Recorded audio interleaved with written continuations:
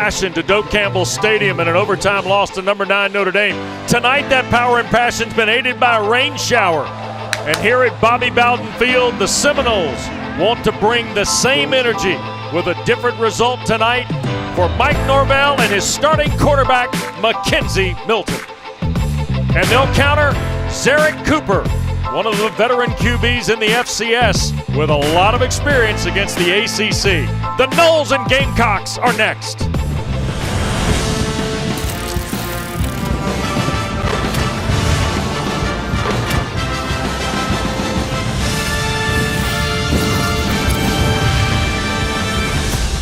ACC Network Primetime Football presented tonight from the state capital of Florida by Geico.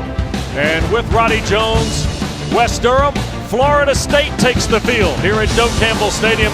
And last Sunday night, the old building had some magic to it. It wasn't quite enough, though, to beat Notre Dame. Great to be with Roddy Jones, Larissa Harris here in just a moment. Fascinating night on Sunday for Mike Norvell in his second edition of Florida State. But tonight, the journey's completed, Roddy.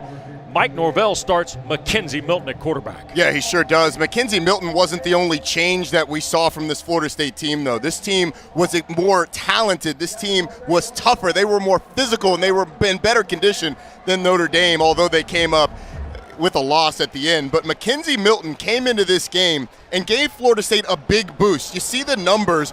Over 1,000 days since he played against that Notre Dame team, and he gets his first start in a long time tonight. Wes, let's take a look at how he did it, though. Comes into the game, Kenny Dillingham said, we called Mackenzie Milton's favorite play. He gets cover 2, receivers in the hole, and he fires a strike. He also showed a lot of toughness, though. Defensive lineman barreling down on him, gets the ball over the linebacker. He showed a lot of poise, Wes. Things didn't always go right, but Mackenzie Milton showed the Milton magic. Tell you what else helped him, Roddy. 264 yards of rushing by his teammates. Yeah, this Florida State team was a little underrated in its ability to run the ball a year ago, but Jashawn Corbin and Trayshawn Ward made sure last week to let people know this team is going to be based in the run game, and they are 2 excellent backs that we'll see tonight. Well, of course, any trip to Doak Campbell Stadium and Bobby Bowden Field is not complete unless you get the Chief aboard Renegade. And away we go. Downstairs, Larissa Harris. Yeah, Zarek Cooper is no stranger to Doak Campbell Stadium. He saw success against the Seminoles last year when he ran for a touchdown, went 22 of 30 for 232 yards. That helped the Gamecocks hold on to a 21-14 lead in the first half. Now, ultimately, FSU would claim victory that game, but Cooper was efficient as well. But he told me he was not proud of that fourth quarter interception. He said he does not dwell on the loss from last season against the Seminoles, but instead he focuses on execution, especially in the second half. Wes? All right, Larissa, great to be with you tonight. Zarek Cooper, 23 years of age, from Jonesboro, Georgia, started his college career at Clemson. You may remember he replaced the injured Kelly Bryant in a Friday night Tiger loss at the Carrier Dome to Dino Babers in Syracuse. He played 4 games last fall, Roddy, before an ankle injury put him on the shelf for the spring part of Jacksonville State's campaign. Jacksonville State was one of those FCS programs that did get games in, as you said, but they missed him the entire spring. John Gross told us there was a little bit of rust there from Zarek Cooper in his opening start against UAB, but expects that to be a little bit better here tonight. Travis Jay is deep with Jashawn Corbin. There's Jay from New Orleans, or rather from Greenville, Florida. Jashawn Corbin from Rockledge. Florida State's first year of football, Roddy, 75 seasons ago, Ed Williamson. It's the only year he was the coach. They lost to Jacksonville State, Don Sales, on December 6, 1947, 7-0. The second game of the 75th season is underway, and here is Jay. And Travis Jay will be taken down around the 20-yard line. And my goodness, the 34th career start for Mackenzie Milton, Roddy. And it's been one heck of a journey, Wes. In 2018, has that devastating knee injury against USF.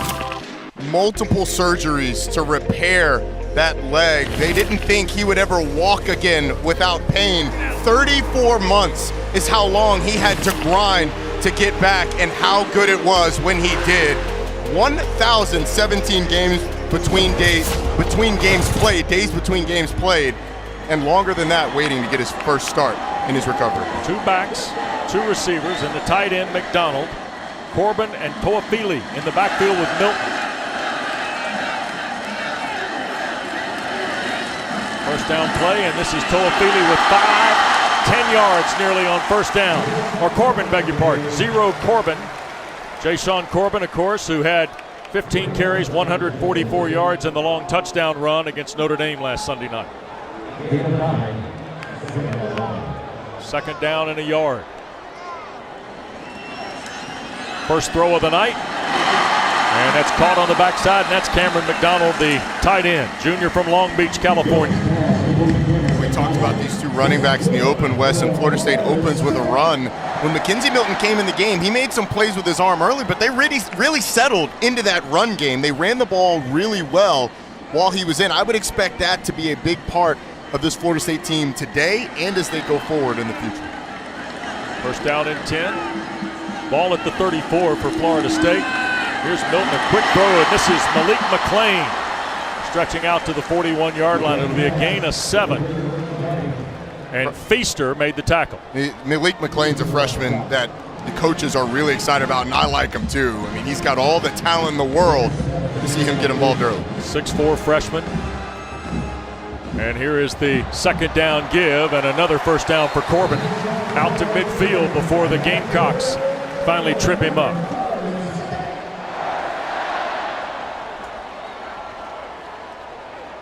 Noles have made a change tonight at center. Bavion Johnson is the pivot for Mackenzie Milton in the middle of that line, replacing Maurice Smith here tonight. Here's Toafili around the far side and toward the 41. Another gain of almost 9 on the play. That was a play where the running back helps his buddy, the running back. Watch Ja'Shawn Corbin on the right side of your screen. Just gets a little chip on the defensive end, DJ Coleman, to spring Lawrence Toafili around the corner. Yesman Green, Ewell Gowdy, the stop for Jacksonville State.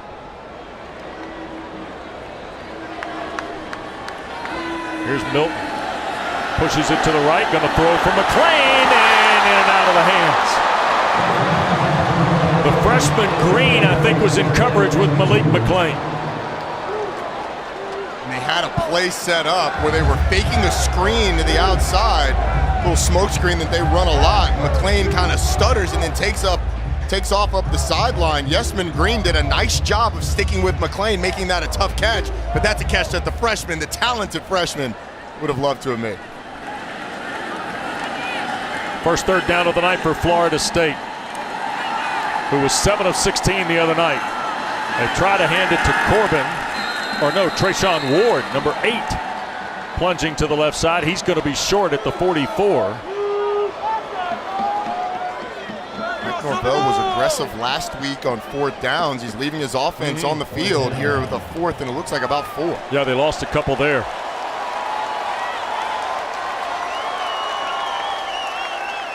Milton, a quick snap and a quick throw, taking the deep shot.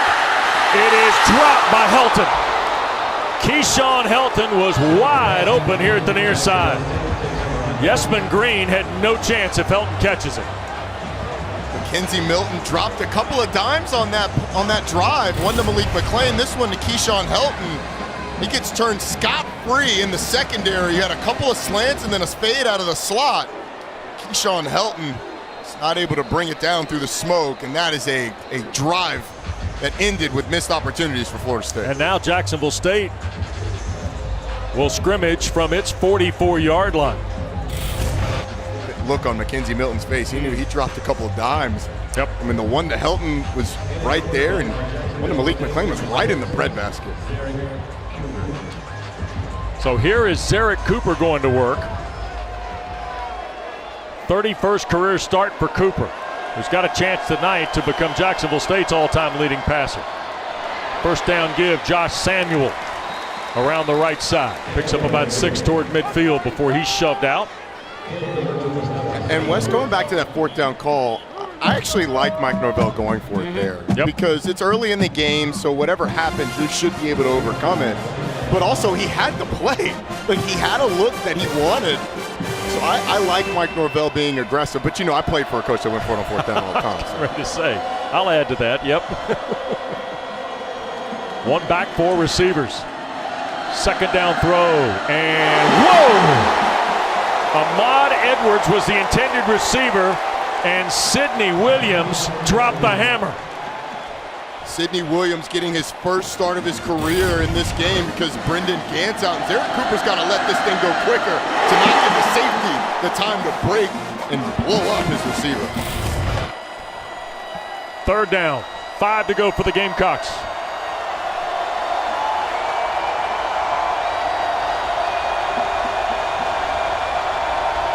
Towards the sideline, Florida State showing like they're going to play man-to-man. Snap to Cooper.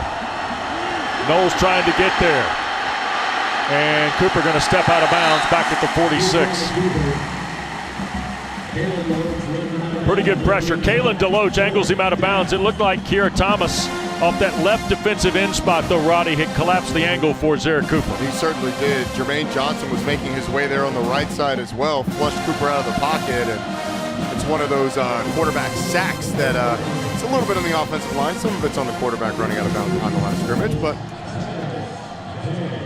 Here's Travis Jay to take the punt of the Aussie Jack Dawson.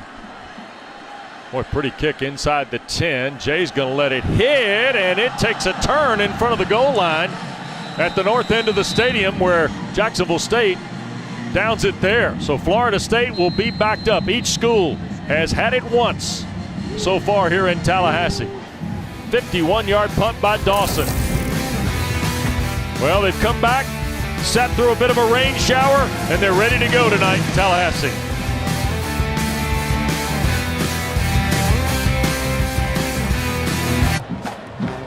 Well, Mike Norvell, the 11th Florida State head coach in the Noles history.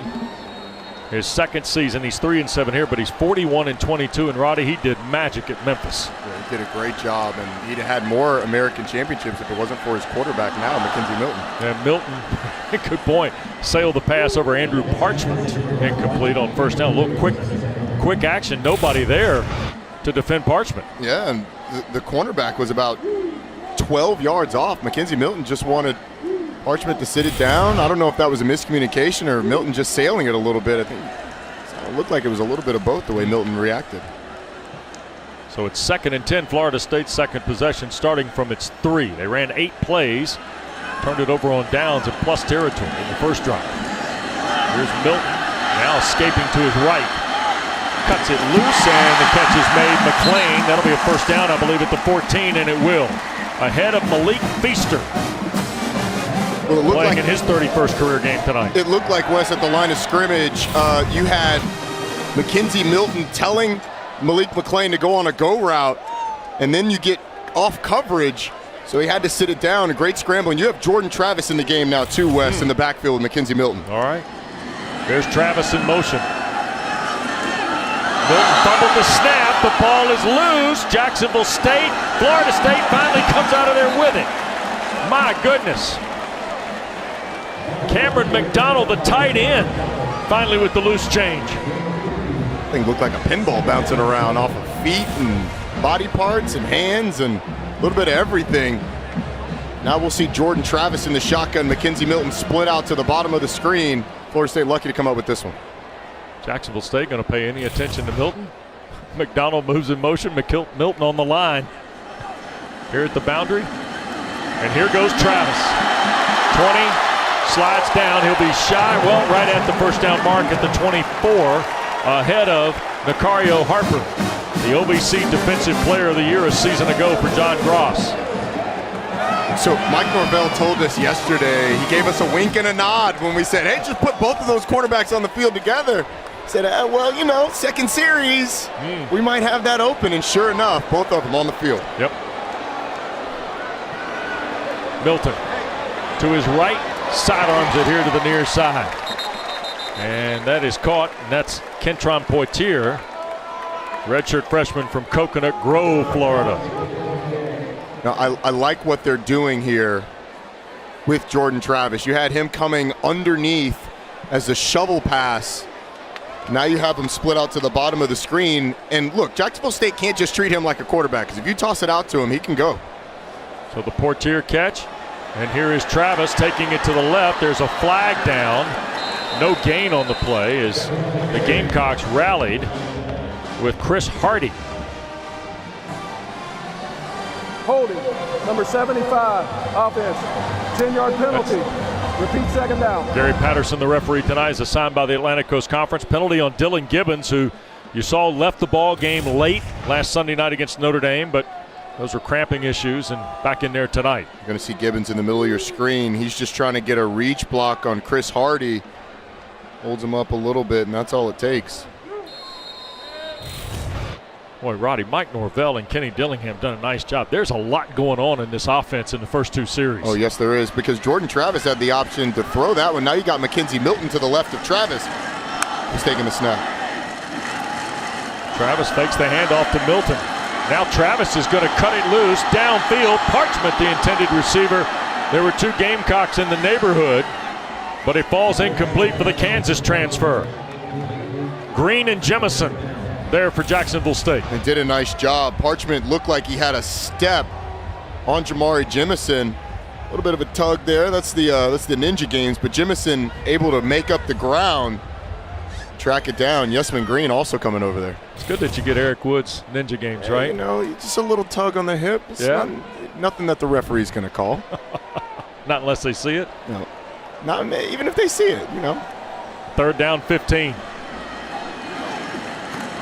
Milton at the wheel. Here comes some pressure from his right. Now a back-footed throw into the Florida State bench.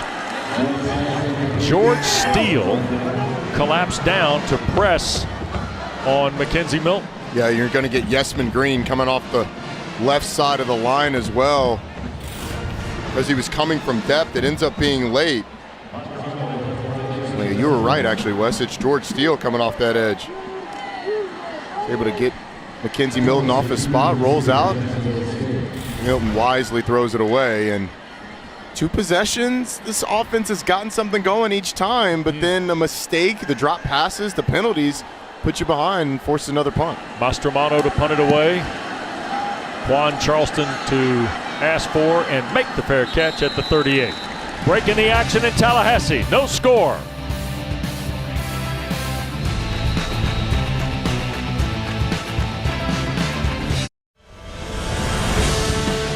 ACC Network Primetime Football is presented by Geico.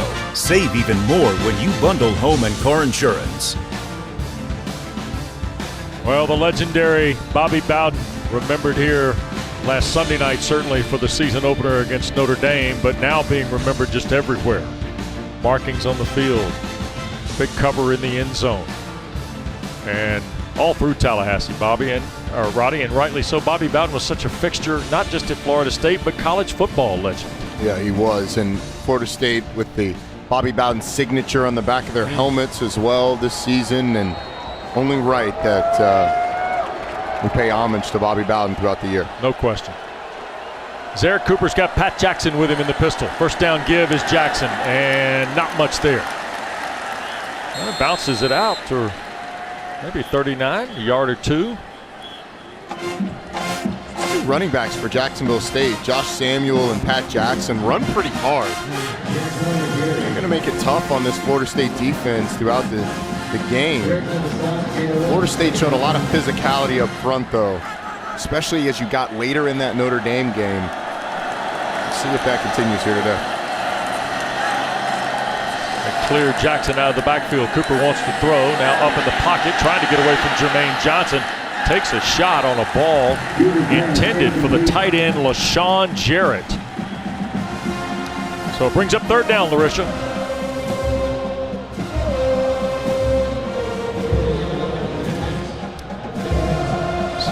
Seven and a half to play. Third down coming for Jacksonville State.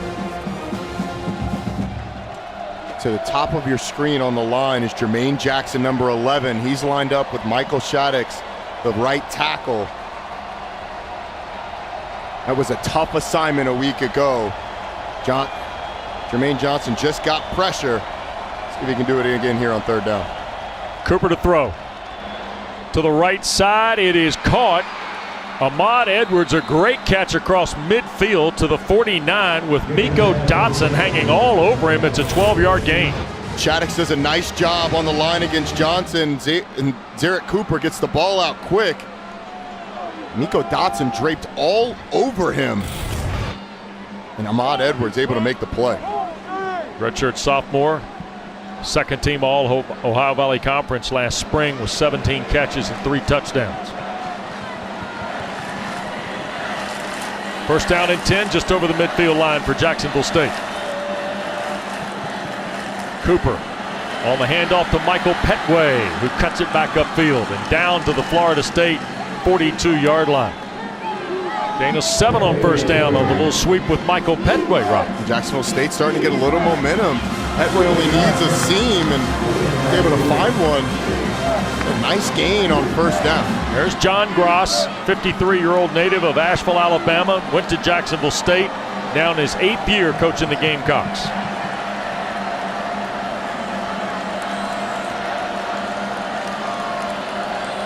Pistol again. They try and sneak Jackson through, flag down as he picks up the first down to the 37. Let's see what we have here from Gary Patterson. Holding, number 69, offense, 10-yard penalty. Repeat 2nd down. Traylon Brown starting at left guard tonight. Redshirt freshman from Spartanburg, South Carolina, who played 8 games for him last spring. Drawn a tough assignment with Robert Cooper lined up right over him. Cooper tries to get the spin. I don't know about that one. Maybe it happened on the back of the jersey. That one looked okay to me. May need to see another angle. Maybe another angle. Maybe there's something I'm missing here, Wes. 2nd and 13. Jackson tries to bounce it away. Got around the edge. There's a flag. That'll be a hold on Your Majesty Sanders against Jermaine Johnson. That one was a hold. Yeah. Big 75 in the white. This one's out there for the free world to see, Roddy. This is one where you can say, I'm sorry, Your Majesty, but you stepped out of line. Gary Patterson to tell us. And then, boy, do we have a nugget for you folks.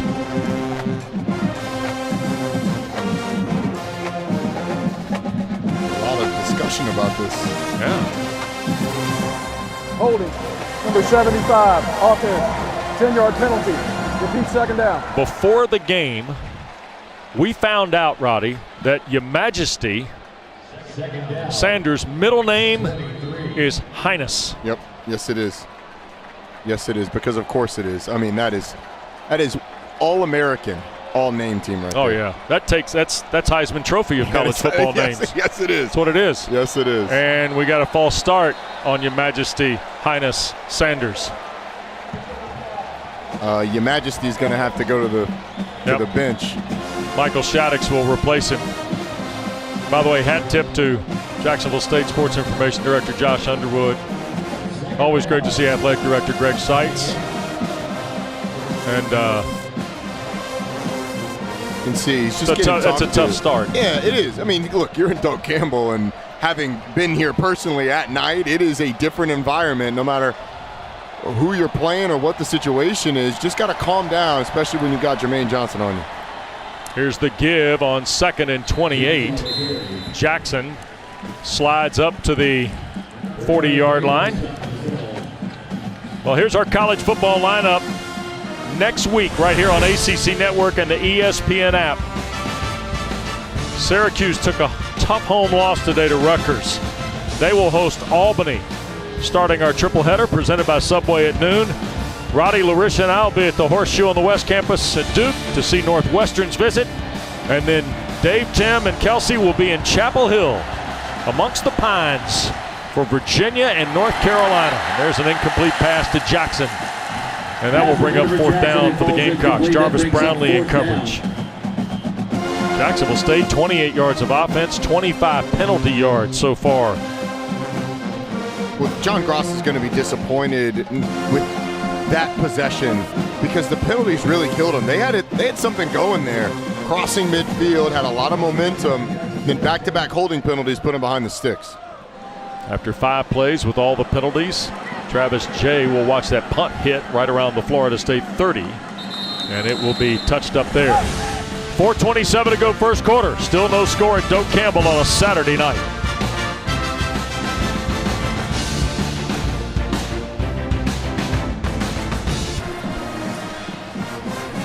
Welcome back to Doak Campbell Stadium at C. Teresa Hilton, a.k.a. Mama T. I was able to talk with her this week just about her son's return to football, and she told me when she saw him enter the game, she was just shocked because she knew it was happening now. She has been his nurse for the past 3 years and has lived with him and cared for him, and she said it's been a beautiful blessing to see her son and his dreams come true once again hitting that field. Well, here is McKenzie on first down. Darion Washington on the far sideline, and Teresa Milton. It was a beautiful piece this morning on Game Day, Roddy, that Andrea Adelson narrated about just the journey and the doctors involved, the orthopedic folks at UCF, and Dr. Levy at the Mayo Clinic. I mean, just a phenomenal journey that McKenzie Milton has been on. Larisha, 1,000 days. Just, I mean, it doesn't seem like a number when you talk to McKenzie Milton, does it? It was a journey. It was definitely a journey, and like I said, his mom, she has been there the entire time. They actually still live together here in Tallahassee. Well, Teresa, as McKenzie hands to Toafili here, Jacksonville State able to kind of get some leverage inside there by the pushback of Umstead Sanders. Defensive end. Big stop by Jacksonville State. And look, as physical as Florida State was a week ago against Notre Dame, well, 6 days ago, in less than a week. Yep. Jacksonville State has really matched that for most of this early game. We're nearing the end of the first quarter. I think Florida State fans getting a little on edge about this game still being tied. Two Aussies punting here tonight. Mastromanno for Florida State, Dawson for Jacksonville State. Here's Charleston fielding the fair catch at the 20. And Roddy, this is kind of what Mike Norvell was talking to us about yesterday, right? The emotions of a game like this after you come off that, last Sunday night, everybody's kind of, you didn't get the win, but here's McKenzie Milton and he's feeling it. Yeah, just a little bit of frustration. Pointing at his offensive line, pointing at his teammates, frustrated that they weren't able to get that third down. And Wes, look, you are never going to hear me talk about a punt, especially a punt that ends in a fair catch unless something goes crazy. But that punt, Alex Mastromanno punted it left-footed, giving everybody in the ACC something to look at because he is a right-footed punter majority of the time. Okay. Here's Cooper off the 21, and he'll pick up a yard maybe.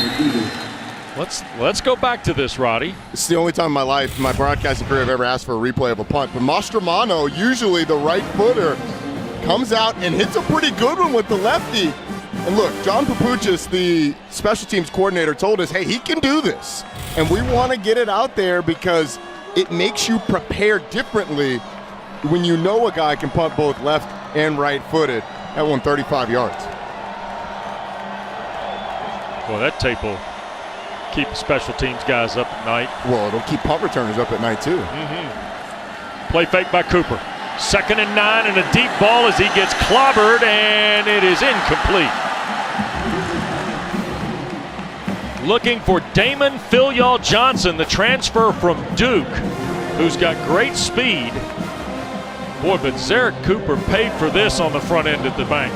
Yeah, he did, but Damon Phil Johnson can absolutely fly. Look at Cooper just waiting for it, gets hammered. And this one, you got to bring this down, big fella. A great double move on the corner against Jarvis Brownlee. Got him open. You got to finish the play on the road in Death Valley. So here is Cooper on 3rd and 9.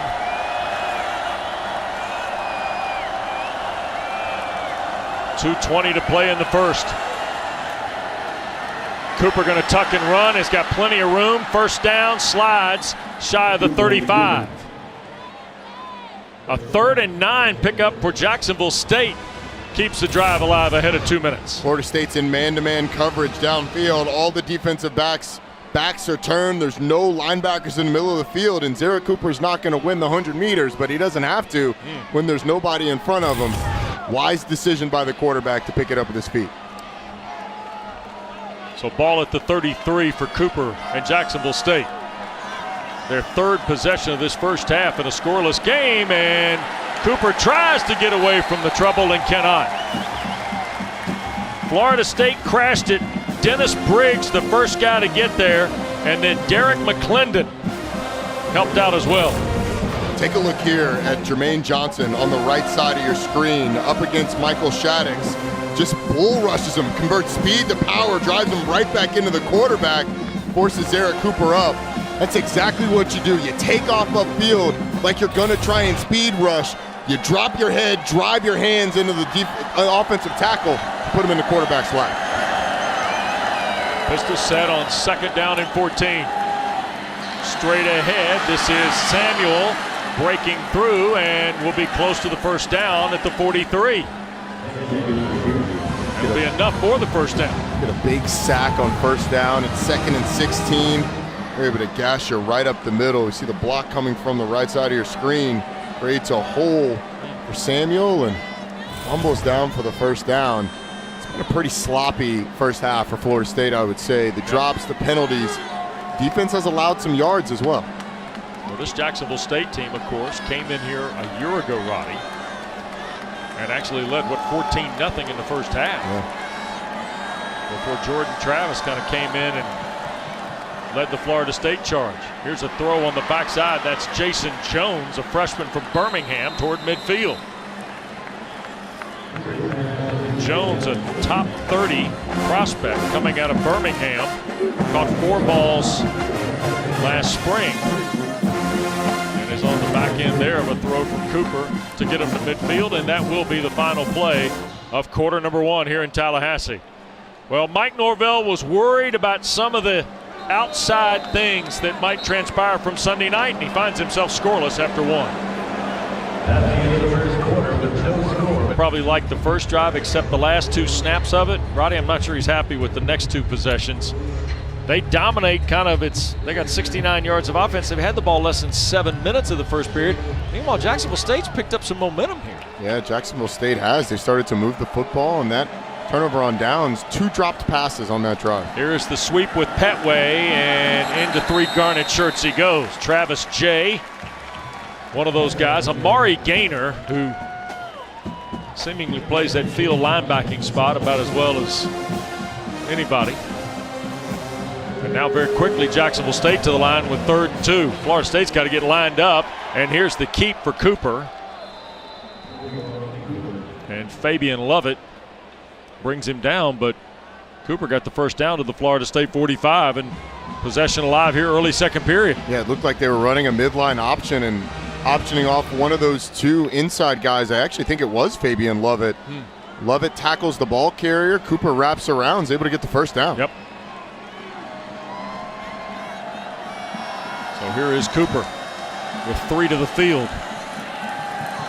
Cuts it loose, coming back here to the near side, and that got batted away.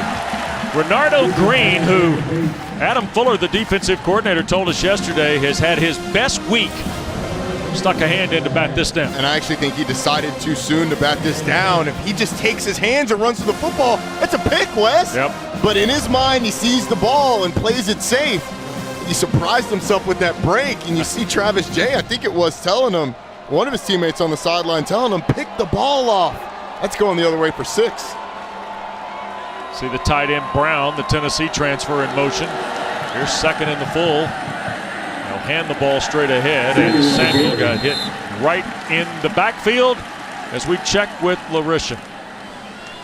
Well, guys, I had the opportunity to talk to Zara Cooper, and I asked him about his time at Clemson, because we know he transferred from there in 2018, and I asked him about that quarterback room, being that he was amongst some great quarterbacks there, and he told me it was an unbelievable experience to be with guys like Deshaun Watson and Kelly Bryant. And some of the things that he was able to learn, especially from Deshaun Watson, was truly how to be a collegiate athlete, a real college football player, and a quarterback. Well, he's done a phenomenal job for John Gross in Jacksonville State. Comes into tonight with 11 games in his JSU career of better than 300 yards and picks up third and the full there on the throw to P.J. Wells. Down to the 21 as Jacksonville State keeps the drive alive. Jacksonville State did a nice job of varying the tempo there. Watch the defensive line as it snapped. They get a little bit of a late jump. It's almost no pass rush. Nice delivery by Zarek Cooper and a good catch on the back end by P.J. Wells. Wells twisted Miko Dotson around on the grab. First and 10 outside the 20. Here's a quick toss trying to get Samuel to the edge. Bouncing through traffic inside the 15 and finally shoved out of bounds across the way. Helmet of Dotson came off, so he'll have to come out for a play. And Wes, as electric as this place was a week ago, the loudest roar we've heard all day is when Mackenzie Milton was introduced as the starter. They have not had a lot to cheer for in this game. Sort of a nervous energy going on as Jacksonville State's inside the 15. Yep. And the Gamecocks have hit second and third down long plays, Robbie. Yep. 13th play of the drive coming up, and now a timeout going to be taken by John Gross. Early second period in the Gamecocks trying to draw first blood.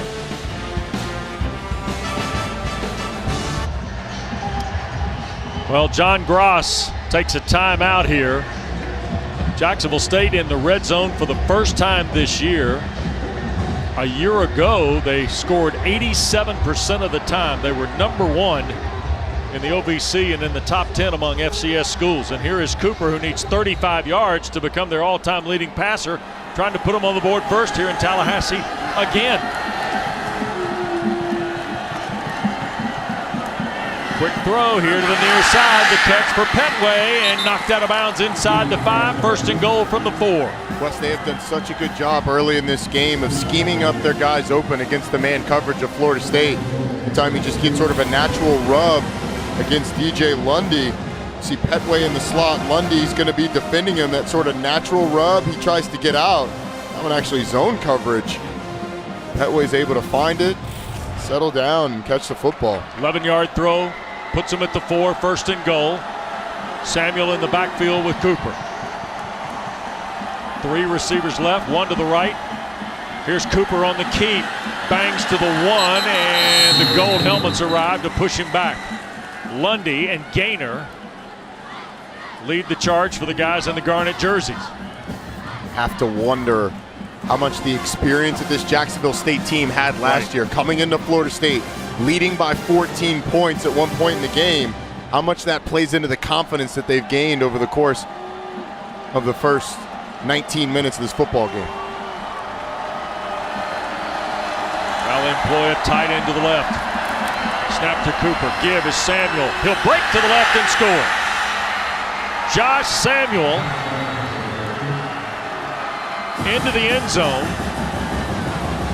for the first points of the year for Jacksonville State with 11:08 to go in the first half. It's really a beautiful drive by Jacksonville State, and Zarek Cooper in particular delivered on some big second and third and longs, used his legs, was able to eventually get the ball in the end zone. Really nice drive by Jacksonville State. 15 plays, 79 yards, 6:49. Point after is good. John Gross's team's got the lead. Josh Samuel, 8 scores a year ago, gives JSU their first of the season.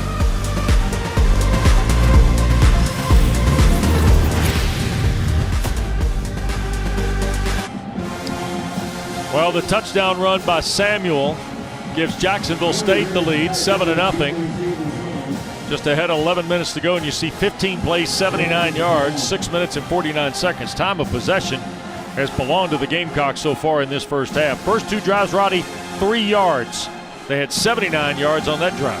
It's a statement drive by Jacksonville State early in this game, figuring out how to move the ball against this Florida State defense. Now the onus is on Florida State to answer.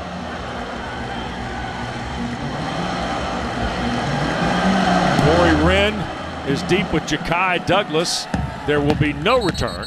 Florida State scrimmages from its 25, and let's take a look at our Bojangles Big Bo moment. Roddy? Well, look, Florida State needs to establish the run game like they did last week. Jayshawn Corbin, you're going to see him running the counter here. Backside guard and tackle both pull.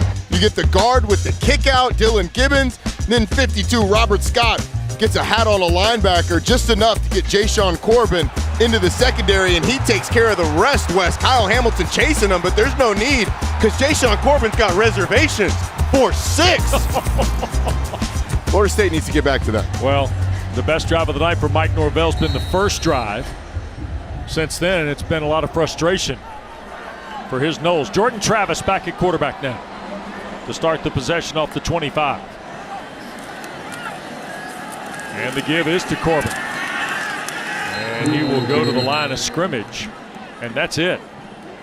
It's the exact same play we just drew up. It's the counter. Those two guys on the left side, Scott and Gibbons, leading around. This time, nothing there. It's actually on the backside. Darius Washington at left tackle. Jacksonville State doing a nice job muddying things up. Second in the full 10. Travis, quick throw to the backside and offline for Parchment. And the first kind of real unsettling murmur out of this crowd here tonight at Bobby Bowden Field. Look, reaches the playing field. That was a poor throw by Jordan Travis to set up this third down. Question, what does Florida State go with here? Not really been able to find anything consistently in the pass game since that first drive. 5 on the line for the Gamecocks. They bring 3. Travis going to cut it loose. Helton, the intended receiver, and it's overthrown. Covered in the secondary, Ewell Gowdy was there for Jacksonville State. Florida State is 0 for 4 on third downs, and that's 2 consecutive 3-and-out possessions by Mike Norvell's offense. Florida State did a nice job of picking up the blitz. Jordan Travis opting to go to the slot fade that was really well covered by Jacksonville State as well. Both guys talking to the head coach here, Roddy. We saw kind of a celebratory mood Sunday night. Yeah. This looks to be a little bit more of a one-way conversation. Well, Jordan Travis frustrated with that drive. He knows he missed the throw on second down that would have made it a much easier third down.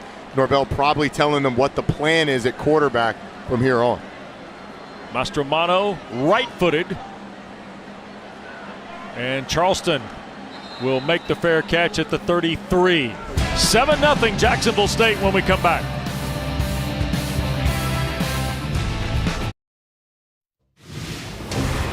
It's been a sloppy start to this game for Florida State. This an early fourth down plays. 4th and short. Mackenzie Milton has Keyshawn Helton, but he's not able to bring it in. Then it's just been a litany of not being on the same page. Quarterback and receiver not there. A dropped snap. They actually got away with this one and recovered it. But then this is the last third down. Just an overthrow by Jordan Travis. It has been a story of Florida State not being on the same page throughout the early part of this game. And Jacksonville State holding the football. They try to go on a slant that time. Incomplete. Trying to find Isaiah Montgomery. 6-foot redshirt. Oh, it is a catch at the 45. Montgomery might have taken it off his shoe tops. It's an incredible catch. I mean, he had defender draped all over him. Yep. So Montgomery, former walk-on at Tennessee 2 years ago, who's transferred to JSU. Here's a toss, and this is Pat Jackson getting to the far side, and enough. Pretty close to another first down. Knocked out just shy after a 9-yard gain by Sidney Williams. Florida State needs a momentum play here, Wes. A ball out, interception, big sack. You got to look to some of your leaders. We've talked a lot about Jermaine Johnson and a little bit about Keir Thomas. Thomas exited the game, hasn't come back, so it's Jermaine Johnson that's got to go make the play at this point. Meanwhile, Zarek Cooper. Straight ahead. Jackson tried to bounce it outside and ends up in the loving arms of Jermaine Johnson. That is a really nice play by Jermaine Johnson. He peeks inside when the running back ducks in. You see the bottom of your screen right there. Watch him engage. Shoves the lineman off, just keeps him at bay with that long arm, the spin move to make the play. Now they come back to this near side and going to pick up the first down. And that's Jackson again. Run a lot wider that time towards Sidney Williams. Out of the secondary, Amari Gaynor also down there. So 1st and 10 at the 43. Under 9 to go, and the Gamecocks already in front. The number 17 team in the FCS polls this week after their 31-0 loss to John Gross's good friend Bill Clark and UAB.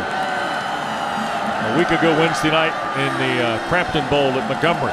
Here's Cooper. Quick throw across the middle, and that's caught. P.J. Wells. No, Quan Charleston, beg your pardon, 19. Hanging on shy of the 30 to the 31. These Jacksonville State receivers have not been afraid. They've gotten one-on-one coverage. They have won their matchups, made plays. Zarek Cooper looks sharp. He did not look sharp last week, Wes. Yep. Coaching staff talked to us about the fact that there was some rust there. Had not played in a year, didn't participate in the spring. But that rust seems to have been shaken off. He's starting to get some confidence. The throw to Charleston, by the way, puts him over the top as the school's all-time leading passer. Now here's a handoff to Jackson. He slides to the right side. And going to pick up about 9 yards before Shaheem Brown makes the tackle. So Zarek Cooper has become Jacksonville State's all-time leader in passing yards, 7,653. Congratulations to that young man. What a career he's had since he got on campus. 2nd and short for the Gamecocks. Cooper going to keep and just plunge for the first down. Gain of about 5 toward the 17. Kalen DeLoach, the linebacker, makes the play. For those of Florida State fans not overly familiar with Jacksonville State, although they played last year, I mean, this is one of the best programs in FCS football. This is a program that made it to the quarterfinals of the spring season before John Gross and his crew lost to Delaware in a close game with their 4th-string quarterback by the end of the game. John Gross has built something at Jacksonville State, something that has obviously been sustained over a long period of time. And now trying to add points to a 7-0 lead here with under 7 minutes to go first half. Gamecocks have got to be feeling pretty good. Cooper floats it toward the end zone and just beyond the reach of Michael Petway. One-on-one coverage again. Jamie Robinson on the coverage, and it's a really nice route by Petway. Stems him in and fights to get back over the top out to that corner. Cooper just about a yard off, maybe less than a yard, a foot off from connecting with Petway. 2nd in the full 10.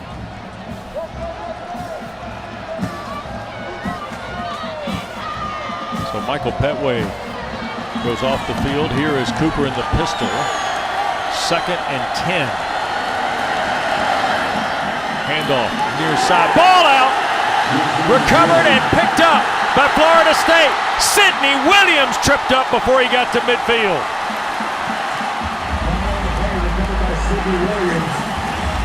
Pat Jackson is down on the play.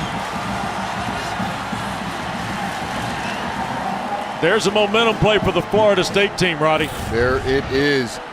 Just what the doctor ordered. And a great hit by number 55, Derek McClendon, squaring up Jackson. Jackson drops the football, and what a play by Zarek Cooper on the back end. So Sidney Williams, the recovery. And we'll step aside. First big momentum shift for Florida State, trailing 7-0.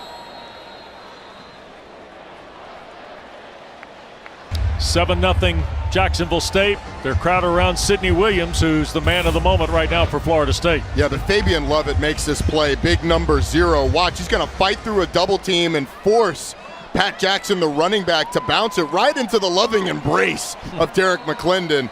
Sidney Williams picks it up and cannot overstate enough how good a play that was by Zarek Cooper on the back end to bring him down. Knowles at their own 47. Here's Milton, long throw to the backside of the play, and that is Jordan Wilson, one of the 2 big tight ends making the catch. There's a flag now, though, in front of the Florida State bench here on the near side.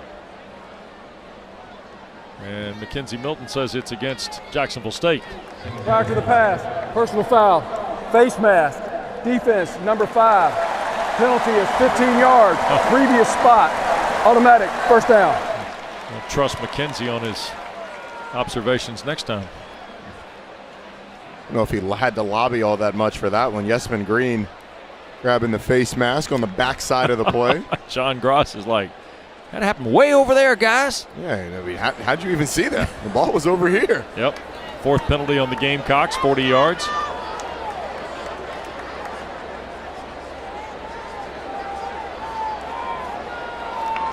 Florida State, the big momentum play on defense. Now you get the penalty. You got to come out with a touchdown on this one. How about right now? Maybe you take a shot, yeah. If you're Kenny Dillingham, do you go up top here? Malik McLean's in the slot. They love his verticality, his ability to go vertical and get the football. They're in a good position for it. Why not?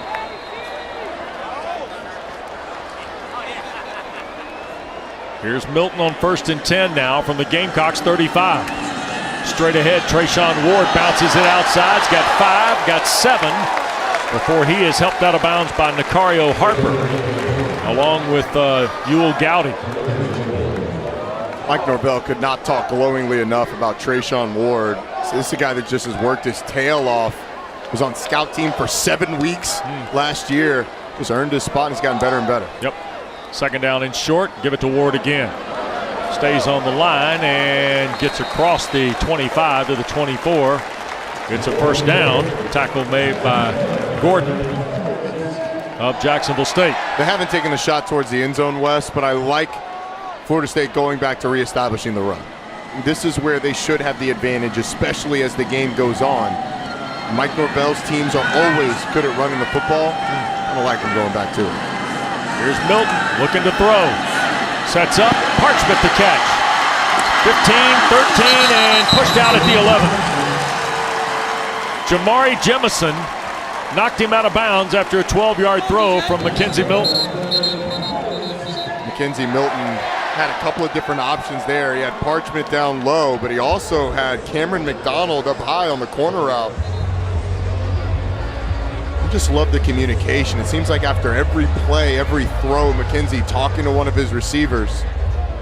And DJ Coleman, the junior from Atlanta, All-America at FCS level a year ago, is down for Jacksonville State. So they tend to him. Mike Norvell visits with Mackenzie Milton, who makes his 34th career start tonight. His first at Florida State after coming back from a 1,000-day break after an injury at UCF. Almost 3 full years of football, Roddy. Yeah, and let's not forget, before this guy got hurt, we talked so much about the recovery. We don't talk enough about what this guy was before he got hurt. Top 10 finisher in the Heisman Trophy voting twice. Right. At UCF, was one of the best players in college football. He's not quite back there yet, but let's take a look at exactly what Mackenzie Milton was when he was at UCF. Mike Norvell got an up-close and personal look having been at Memphis, but this was a guy against Mike Norvell's Memphis teams that consistently broke their hearts in the American Championship games over and over. Could throw it deep, obviously had great touch on his passes, was mobile as well, could do it with his legs and his arm. And there was just something magical about him. Things just went right when Mackenzie Milton was on the field at UCF, and so far at Florida State. Yep. Been a lot more of the same. Well, you see the numbers, the passing numbers just exploded in 17 and in 18. You're talking about 79 touchdowns total in those 2 seasons. 8th and 17, 6th and 18. And by the way, while Coleman is able to jog from the playing field, let me just say this, and a hat tip to our colleague at ESPN.com, Andrea Adelson. She has documented Mackenzie Milton's comeback, Roddy, at various stages. And the work she and the folks at ESPN.com and the folks that helped produce the game day segment today on this young man, it's just phenomenal storytelling by our people. It is. It absolutely is. They've done an excellent job. We've got some of the best people. Andrea, one of the best. Yep. And this has been one of the best stories, one of the best recoveries for both Mackenzie and his family as well. Yep. Jashawn Corbin's come in with Milton. Too tight set for Florida State here. Just ahead of 5 to play in the first half. Noles trailing a touchdown. This is Corbin, left side, touchdown.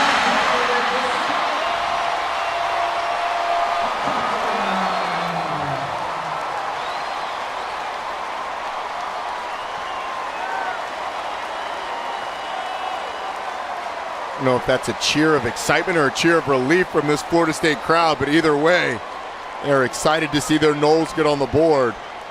Florida State, how about them going under center? A little handoff off the left side, off tackle play. Jashaun Corbin's able to get in the end zone. Second touchdown of the year for Corbin. 7th in the last 2 seasons. Fitzgerald for the point. And we're tied with 5:01 to go in the first half.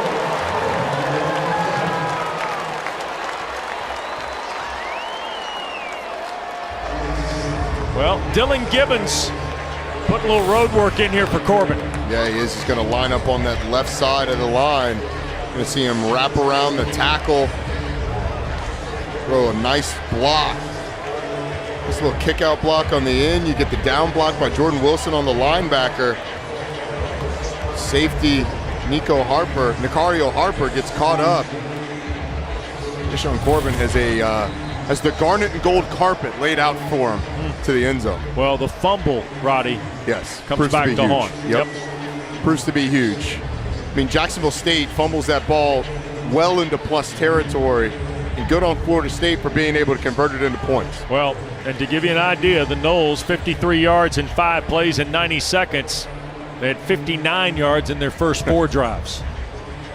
So Mike Norvell's got a little more steam in his stride here with 5:01 to go, and his team in Jacksonville State tied. Now, he's got all 3 timeouts left as well as we wind down this first half.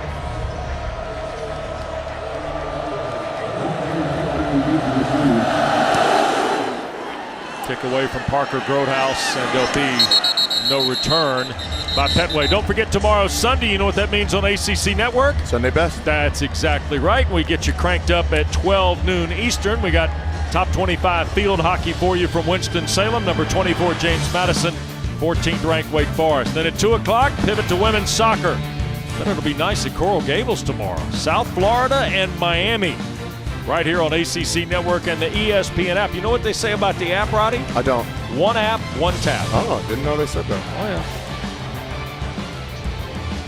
It's a pretty big drive for Florida State on defense. I mean, it's a huge momentum swing if you can force a 3-and-out or force a quick punt, give your offense the ball back with plenty of time to go down and go into the locker room leading. Defense sparked the Noles with the turnover. Here's Cooper on the keeper. Well, he thought about it. Now he's going to make a back foot throw. What a catch. Ahmad Edwards came back for the football on a designed run, Roddy, for Zarek Cooper that he had to bail from. I don't think it was a design run. I think Zarek Cooper just saw the linebacker clear out and decided, all right, I'm going to take off. And then when it got clogged up, he said, you know what? Never mind. Let's throw this ball. I think Cooper adjusted on the fly because the receivers are running routes. But Cooper couldn't quite get out of there. So he backs up and throws the football. But Kalen DeLoach, the linebacker, went out with the running back. There's no linebacker in the middle of the field. 14-yard throw. 4:28 to go. Tie game in this first half.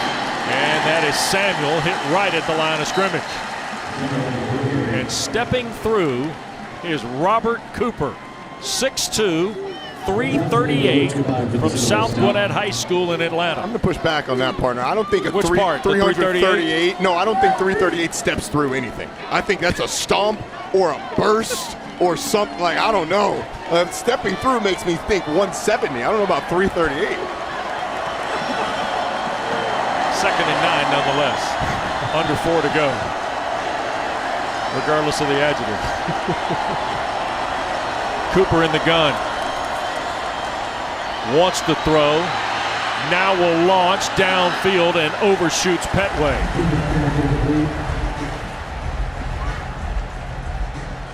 All right, now here's Cooper again, Roddy, stepping through.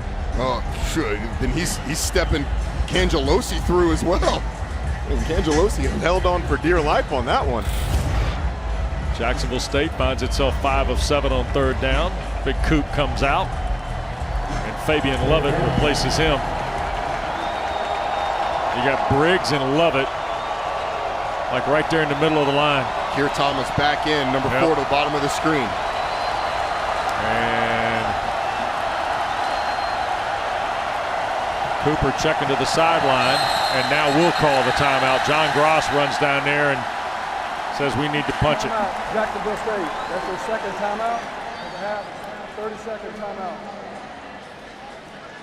So 3rd down and 9. Coming up at the break, the PNC Bank halftime report. We got the full crowd waiting on you. Jordan Cornette, Eric McClain, Mark Rick, E.J. Manuel. Hurricanes in Appalachian State tonight in South Florida. Pittsburgh and Kenny Pickett go to Rocky Top, Roddy. Better put some respect on Kenny Pickett's name. Yep. And get the big win. All that coming up at the half, brought to you by PNC Bank. And don't forget, following our coverage in Tallahassee tonight, Roddy, Huddle After Dark. They got the Huddle boys working this weekend. EMAC called a game last night. EJ called a game today. And they got them working late. Calling a game doesn't get you out of late night. Nope. Man, Nope. working. Double time for the Huddle. There you go. Fellas will be in Chapel Hill next week for Virginia, North Carolina at beautiful Kenan Stadium. Excellent. Right down the road from where we'll be. Yep, one of the South's oldest rivalries next Saturday night in primetime, presented by Geico. This 3rd down is massive for Florida State. They haven't brought a ton of pressure at Zerrick Cooper. They played a lot of man-to-man on the back end. See what they decide to go with. Doesn't look like they're going to bring a lot here. And we get a flag or a timeout. Florida State punched it. Prior to the snap, timeout. Well, defensive Florida coordinator State. Adam Fuller is on the field. OC Kenny Dillingham is upstairs next door to us. And so Mike Norvell punches the timeout. He'll have 2 left with 3:39 to go. And you mentioned that it didn't look like they were going to turn the volume up very loud right there. Well, Zerrick Cooper's hurt him a couple times when they have. And they've gone man-to-man on the back end. They've brought an extra man, and it's vacated the middle, and Cooper's been able to hurt him with his legs. That's kind of forced them out of that pressure package. Had to contend with his legs a little bit more. Remember, it was a 7-0 game. Jacksonville State was in plus territory. And then Florida State got the momentum play.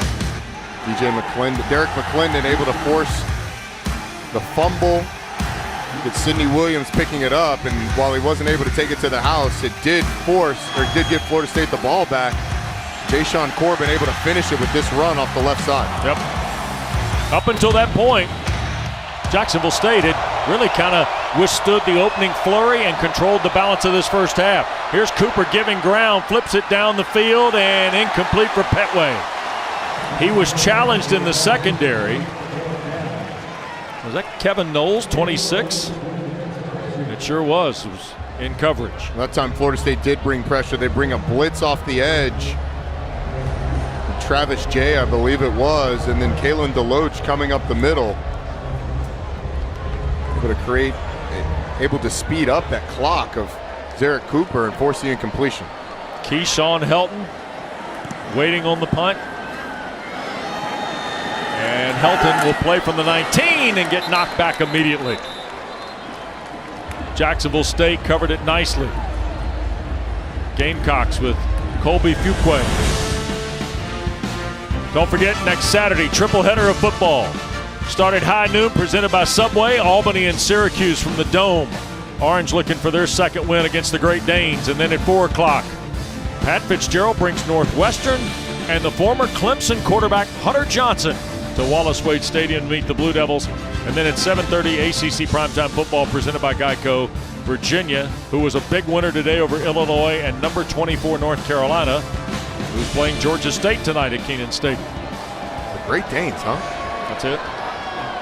That Virginia-North Carolina game is going to be great. Brendan Armstrong is slinging to start this year. 5 touchdowns, 400 yards today for the Cavaliers in the win over the Illini. Milton with an hour to throw it. McKenzie backs up. Now he will throw it into the bench area, incomplete. You got to give a lot of credit to the back end for Jacksonville State on that one. I mean, you said it.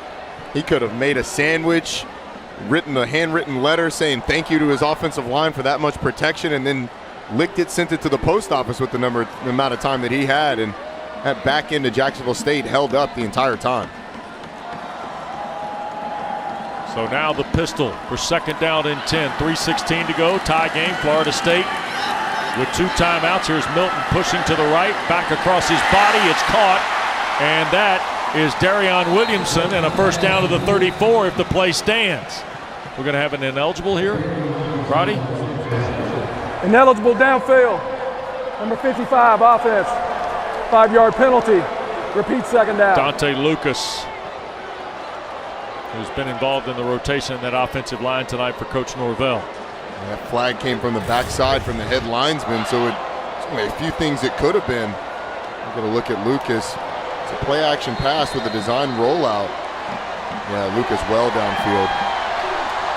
So back to the 13. And under 3 to go.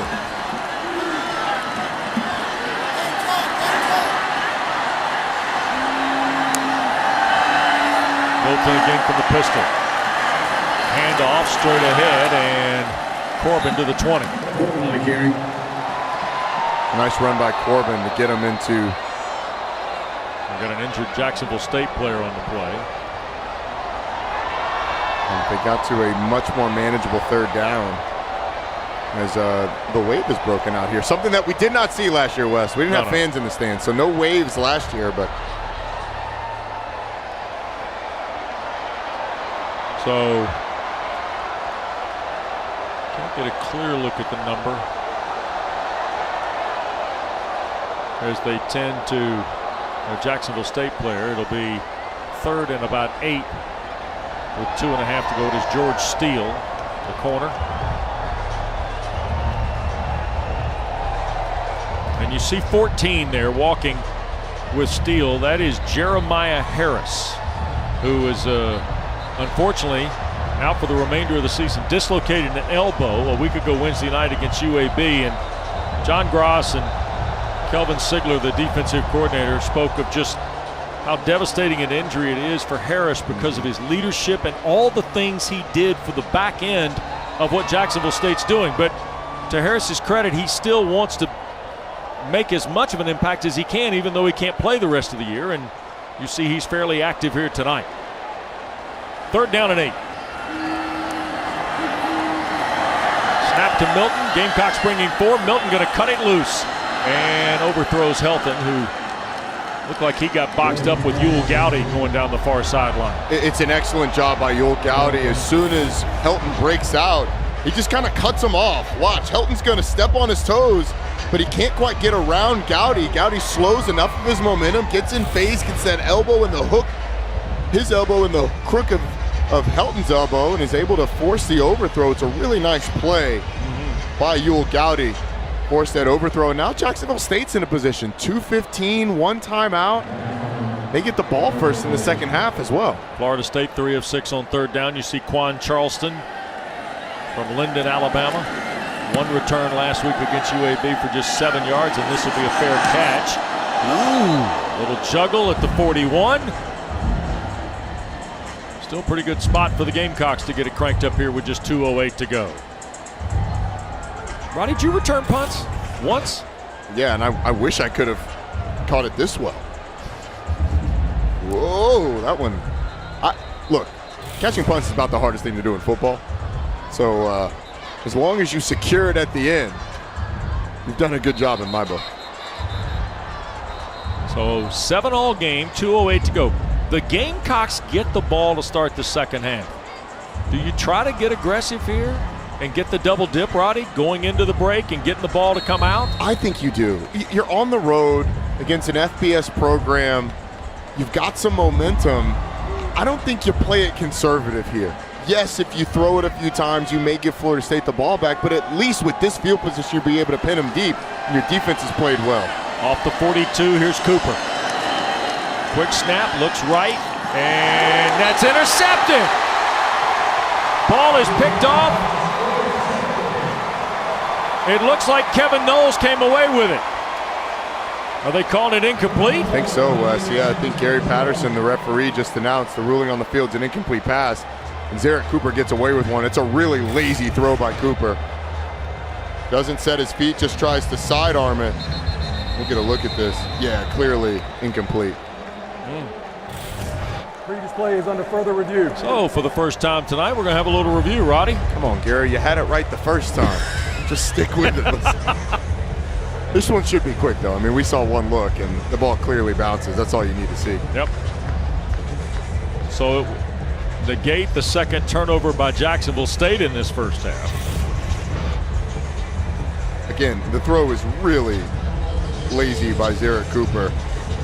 But you see the ball hit the ground right there. And then again, when he's going down to the ground. I will just offer this to you. I think you're right. Stranger things have happened. No, there's no way. There's no way. I don't think there is either. Okay. But, and in fact, the headset's off quickly. Yeah. So that means. Further review, the ruling on the field is confirmed. Incomplete pass. Yep. Second down. Yeah. Worth taking a look at. Worth taking a look at, absolutely. Despite your urgency to end the first half. Well, look, I am, there's not a lot of replays that I am advocating for. I understand. So here we are, second down and 10 now with 2:04 to go.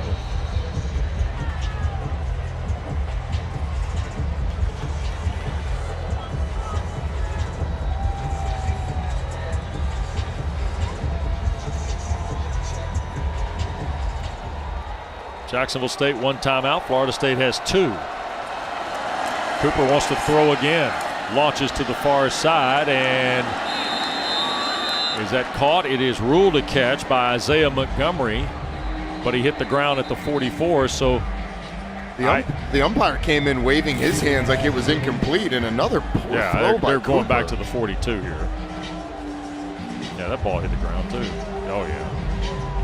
And look, Isaiah Montgomery's wide open. Step into the throw and get him the football. So now 3rd and 10, 1:55 to go. And here's the other part about this. John Gross is not forcing Mike Norvell to burn the timeouts. Now you run the football. Try and trade as much. Previous play is under further review. Back to back. If you've got back-to-back reviews on your late night ACC Network bingo card, mark it off. Who doesn't? John Gross, I think he realizes it'll be 3rd and the full 10. Look, I like John Gross deciding, hey, we're going to throw a couple of short passes, try and get some yards and get this drive going. Zarek Cooper's just got to execute. I mean, the first one he doesn't set his feet, just kind of slings it outside arm. And then this one, I don't know if it got tipped, but it surely came out awkwardly. Right. And it clearly hits the ground. Right. The way it's moving, though, I'd have to imagine it got tipped. Or it slipped out of his hand, one or the other. Well, the crowd is seeing the replays here as well tonight at Doak Campbell. Just out by our camera crew, didn't they? Replay. Absolutely. Well done, folks. Kirby Kander, our director tonight. Alex Farmartino, our producer. Our ACC Network crew in Tallahassee. With Roddy Jones, Larisha Harris, West Durham. We wind down the last 1:55 of this first half.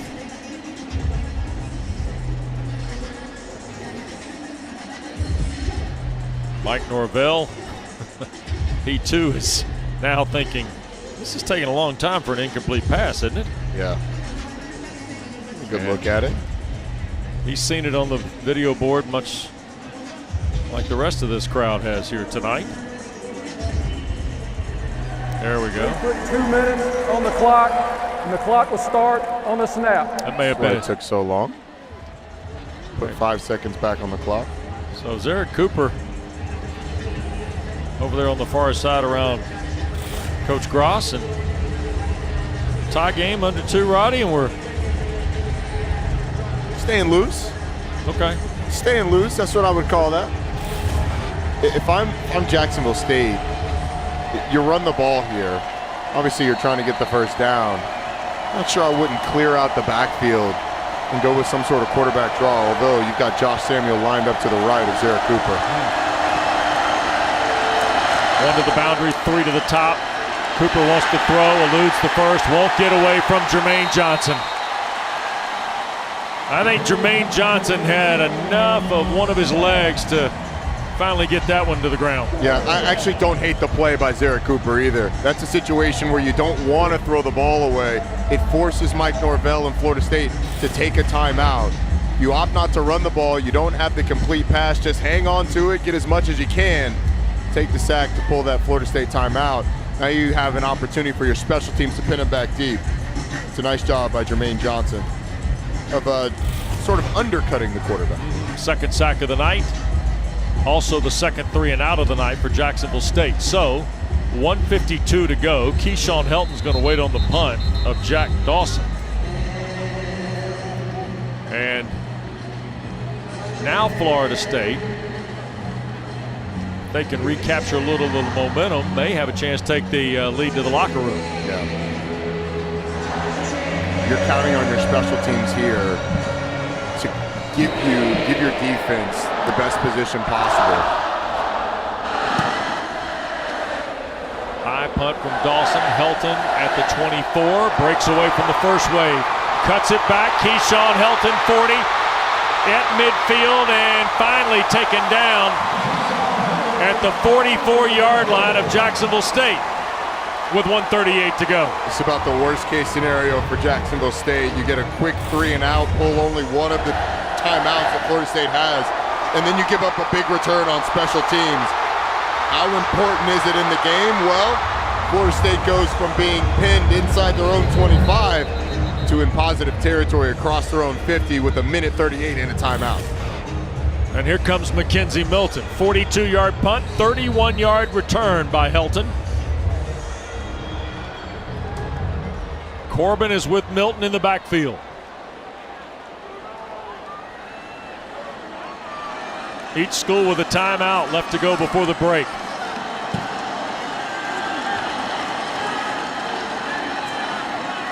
See how many of the Gamecocks bring here. The answer is 2. Milton to his left, sidearm throw caught. Parchment out of bounds at the 36. It'll be a yard shy of the first down. Dropping, playing coverage, you still allow Parchment to catch the ball and get out of bounds. Basically 3 spies on Mackenzie Milton though on that one. Yep, sure were. Second down and 1. Minute 32 to go. Snap to Milton. 4 this time. Down the seam for McDonald and overshot it. Nicario Harper in coverage. Sure, Harper didn't have a chance to pick that ball off. Yep. The overthrow. He was looking for McDonald. Yeah, he looked for McDonald to make sure that he had an incomplete pass, but watch one. It's going to drift over. You can pick that ball off. Yep. That's one for each school, Roddy, here Absolutely. in the first half. So now 3rd and short. Milton and Timeout. Jacksonville State. interesting. 3rd and 1. John Gross maybe out of timeouts. So here with 88 seconds to go, let's check with Larisha Harris. Well, guys, both Jacksonville State and Florida State's band will perform together at halftime. They are performing a 9/11 tribute as we are honoring the nearly 3,000 people who lost their lives on the 20th anniversary of that unfortunate event. So we'll see both the marching Southerners, who are marching with 498 this season, which actually makes them the largest marching band in the nation. Again, they will be performing alongside the Marching Chiefs, which is the band for Florida State. All right, thanks. 490? 498, Coach. Wow. Yeah. How many buses is that? Several. I'm gonna put down several. I'm gonna go with several. It's a pretty sick bet. Yeah. 53 on a bus. I'm not very good at math. You know that. Ball at the 36 now. This is 3rd and 1. Florida State has 1 timeout left. Yeah, and that timeout just taken gives Florida State a chance to either call 2 plays or talk through the strategy if they get the first. They're going to run it with Corbin straight up the seam. Corbin inside the 15. 1st and goal if it stands. There's a marker in the secondary. You're either going to get a face mask or a horse collar on that tackle. Legal substitution. Defense. 12 players in the formation. That penalty's declined. 1st and goal. Now there's another marker at the 8. Now that might be the face mask. And this is not at all what John Gross wanted. No, I mean, if you're going to play with 12, at least stop them. Illegal substitution, defense, 12 on the field. That penalty declined. During the run, personal foul, face mask, number 5, defense, half the distance to the goal, automatic first down. First third down conversion for Florida State comes with 1:19 to play. What a job by this Florida State offensive line. You see Bavion Johnson there in the middle opening it up. And then you get the face mask on the back end. I'm not sure I saw the face mask. It looked like more of a horse collar to me, but either way, you get the personal foul. John Gross knows it. Trying to get personnel on and off. First and goal at the 4, 1:19 to go. Knowles with a timeout still. Boy, Corbin's looked good again here. 6 carries, 64 yards, a touchdown. That was a 27-yard run. Corbin's taking a snap on the Wildcat. Yep. Milton goes wide to the right. Almost out of bounds. Quick snap to Corbin. He'll roll to the right. Got a block, falls forward for a yard. And Mike Norvell has not punched that timeout. Clock will keep moving with just ahead of a minute to go. Yeah, you've got time. You don't have to call the timeout now. You've got time to get down with a little bit of urgency, get down and run another play. Now the process with Mike Norvell and Kenny Dillingham, the offensive coordinator, 7 different people involved in the play calls. Is that the number we were given yesterday? Yeah, the resources at Florida State allowing him to get a few more people calling plays, signaling plays than he had previously. So here is Corbin again, a little Wildcat set. Snap to him, he'll keep it again to the right. Runs into a stack and rolls out of it toward the 2. Inside toward the 1 perhaps. And now 25 seconds in a moving clock. It's the exact same play. They're going to try and get up and run another play, not calling the timeout. Because they're not calling the timeout, I'd expect it to be a run. They're under center. Milton from under center. Play fake, Milton to his right, marker down, McKenzie throws, caught, touchdown, Florida State. Wyatt Rector, the tight end. Offside, Jacksonville State, declined, touchdown.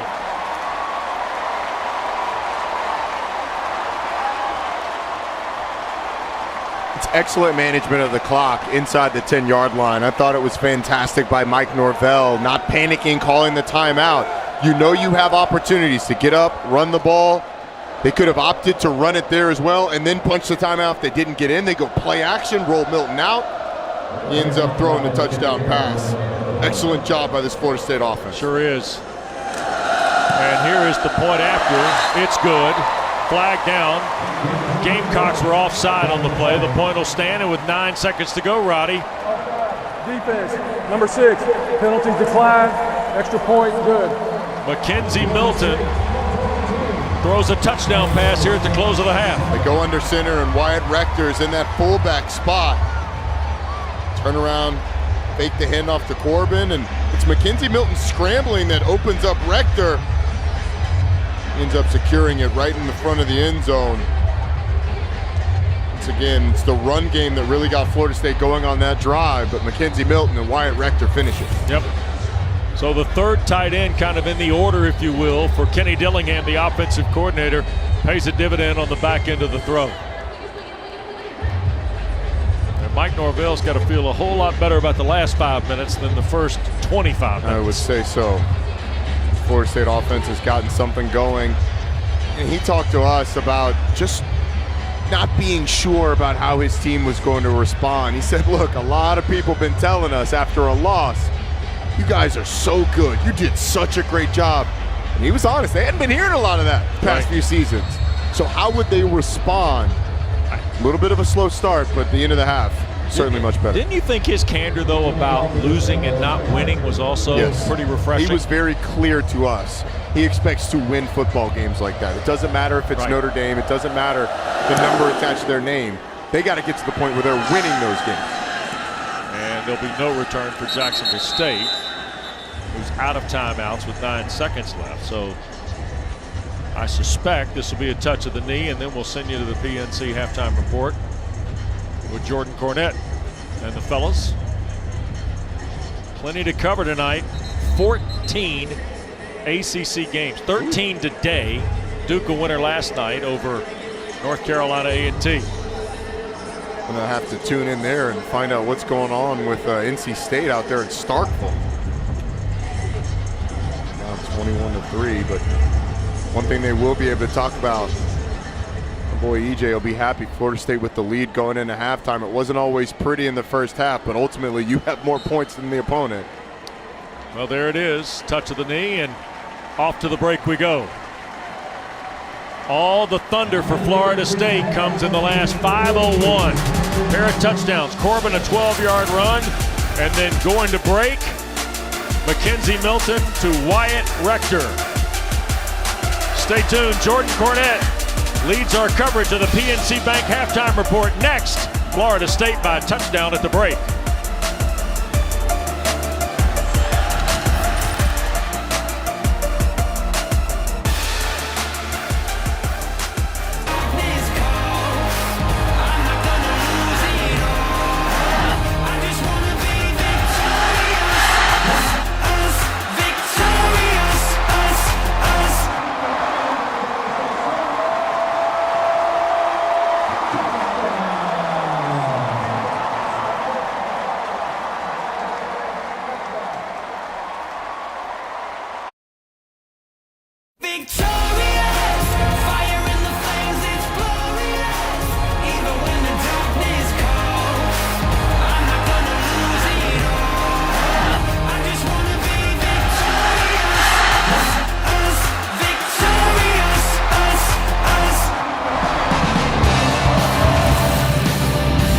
Welcome you back to ACC Network Football Primetime, presented tonight by Geico. Florida State 14, Jacksonville State 7. We get ready for the second half, and our first half stats presented to you by Zaxby's. And you see the total yards 163 to 154. That's only part of the story, Roddy, because really the turnover and the last 5 minutes is what Florida State would like to focus on, I'm sure. Yeah, it was an incredibly sloppy start from Florida State early on. Mike Norvell said going into the half, Jacksonville State mixing stuff up for them on defense. That offense really wasn't able to get going. You said it, they got outgained in the first half. Most important thing, though, they got the fumble, they got the score, they got the lead going into halftime. Well, they cashed in right before going to the locker room. The Mackenzie Milton to Wyatt Rector touchdown pass, and John Gross's team will get the ball here to start the second half, but trailing a touchdown. So the first 25 minutes not really to the liking at all of Florida State. And they're going to bring it out here to the near side, and Yule Gowdy works his way toward the 25. So Zarek Cooper will go back to work here. The one turnover in the ball game, Roddy, looms huge. It ignited Florida State, who was getting ready to probably trail 2 scores. Had Jacksonville State kicked a field goal at worst, touchdown at best. Yeah, the turnover came at a time when this Jacksonville State team really had all of the momentum. They were in plus territory, as you said, in position to kick a field goal. And Zarek Cooper really did a nice job in the first half. His numbers aren't eye-popping, but dished the ball out, did a lot with his legs as well. See what adjustments were made at halftime, and if this Jacksonville State offense can rekindle some of that momentum. First down play, Cooper wants to throw back underneath to Jacob Jenkins, the tight end, and he will pick up about 4, almost 5 toward the 30 before he got tripped up. 3 tight ends. LaShawn Jarrett's the one that's got the biggest upside. Sean Brown, a Tennessee transfer, and Jacob Jenkins, this young freshman from Hoover who played 9 games last fall/spring in that kind of truncated FCS season that many of these schools had. Had 3 catches a campaign ago. Second down, and Cooper wants to keep it. Jermaine Johnson and Robert Cooper wrap up Zarek Cooper. It looked a little awkward. It looked like Zarek Cooper wanted to pitch it to the running back. That quick toss, but Josh Samuel thought, oh, this is a quarterback keep. Yeah. Sets up a 3rd and short, though. Jacksonville State lucky to get a positive play. Yep. Gamecocks were 5 of 9 in the first half. Here's a quick toss trying to get to the near side, and Jermaine Johnson shows you the open field athleticism. Roddy, he can give it to you off the edge, and that time he tracks down the running back, Samuel. Thought it was interesting when we asked Adam Fuller, is Jermaine Johnson the big-time leader on this defense. He said, yeah, a little bit, but he's not super relatable because he's big, he's long, and he's fast, and you saw it there. Amy is having been in a locker room with some of those guys that are that, he is absolutely right. Those guys, you can't relate to the things those guys can do. 3 and out goes Jacksonville State. Second time in the last 3 possessions. There's Travis Jay on a fair catch, and Florida State will scrimmage from its 21-yard line. Larisha Harris. We're in the second half. With head coach John Cross, and he told me that they had a lot of opportunities offensively in the first half, but those self-inflicted wounds are what really hurt them. And I asked him, what's your message to your team as you head into the second half? And he said, basically, it's what we've been focusing on all week: alignment, assignment, execution, and communication. He wants to ensure that his guys effectively communicate and finish in this second half. Well, they had a lot of that going for them in the first 25 minutes of the first half. And now here's Mackenzie Milton, who took the Noles on a touchdown drive to close the first half.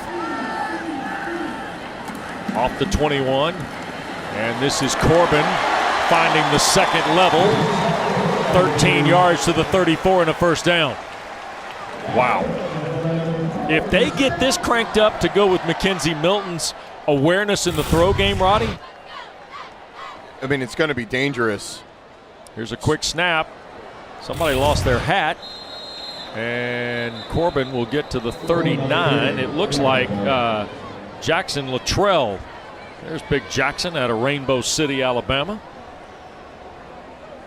And a flag went down at the same time. Let's see what Gary Patterson has for us. Number 92 defense helmet came off. There is no flag because he continued to participate, but in the immediate action. No foul. Second down. There you have it. Excellent explanation by Gary Patterson. And in talking about Jashaun Corbin, Wes, he is a guy that obviously transferred from Texas A&M and showed flashes towards the end of last season. But Mike Norvell told us he had a devastating hamstring injury coming out of Texas A&M and was never really full strength. We didn't get to see that last year. You can see the lateral quickness, and you saw the long speed on that 89-yard run against Notre Dame. 84 yards on 10 carries. Here's Milton trying to avoid the rush. He'll get to his right. There's a hold on Florida State. McKenzie gets out of bounds into the bench area of the Gamecocks, but all that's going to be for naught. Holding, number 58, offense, 10-yard penalty. Repeat second down. 25th start of his career for Devontae Love Taylor here tonight. Here is Mackenzie Milton's stat line so far. First touchdown pass in 1,023 days. You said it earlier, it's sort of the journey coming full circle. Been an incredible journey for him and his family who have been there to support him, team around him. Yep. Good for him. Here is Trayshawn Ward stepping through at the 40, first down beyond the 45. Yule Gowdy might have saved a touchdown. 17-yard run. You got a Jacksonville State player down. I like Florida State just going to the run game. And that is a gaping hole. Trayshawn Ward has to make a man miss downfield, but the offensive line that really opened that will take a break. Well, they tend to the Jacksonville State player.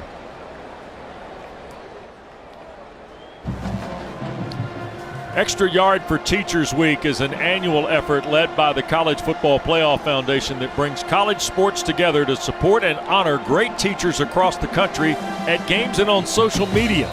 To learn more about Extra Yard for Teachers, follow at CFP Extra Yard. We resume action, and here is Ward, and a marker down as he is brought down in the neighborhood of the 38-yard line, but let's check the marker. It's 16-yard run. Personal foul, illegal block below the waist. Number 75, offense, 15-yard penalty. Repeat first down. Dylan Gibbons is guilty here. This is some of your best analyst work typically, the block below the waist. Yeah, well, you know, familiar. I've seen one or two of those in my day. There's where the block below the waist is going to happen. But I want you to watch Trayshawn Ward as well. There's the block below the waist. Look at the quickness, though. from Trayshawn Ward. The ability, the footwork. I didn't really like that block with a waist call, though. I mean, that was 4 for 40 yards, by the way, for Ward. yeah. Oh, no, that's fourth penalty, 40 yards on Florida State. Beg your pardon. Here's the throw off the hands of the tight end, Cameron McDonald. Incomplete. This Florida State team had a number of times in the first half where they started to get something going, and then whether it was a drop pass or a penalty, sort of put them behind the chains. Nope. It has been a maybe not quite dismal, but extremely inconsistent offensive performance from Florida State today. They have not thrown for 60 yards yet in the ball game. Milton to his right, looking, pumps, and now slips it up the field. There's another flag down as Malik McClain makes the catch at the 37. And another penalty against the Noles. Marshall Clark, there's the Holding. linebacker. Number 55, offense, 10-yard penalty. Second down. That's on Dante Lucas, and the Noles are going backwards. Buddy. 2nd and 35 coming up. You know, Mackenzie Milton's going to go back and look at this play, and he's going to put that on himself. Malik McClain was wide open early on in that play. They didn't quite get back to it. Kenny Dillingham, the offensive coordinator there with the glasses, obviously doesn't like I've got the glasses on too, but obviously doesn't like the call. Wes up here giving me a look because he's broken out the glasses for the first time lately. Here we go, 2nd and 35.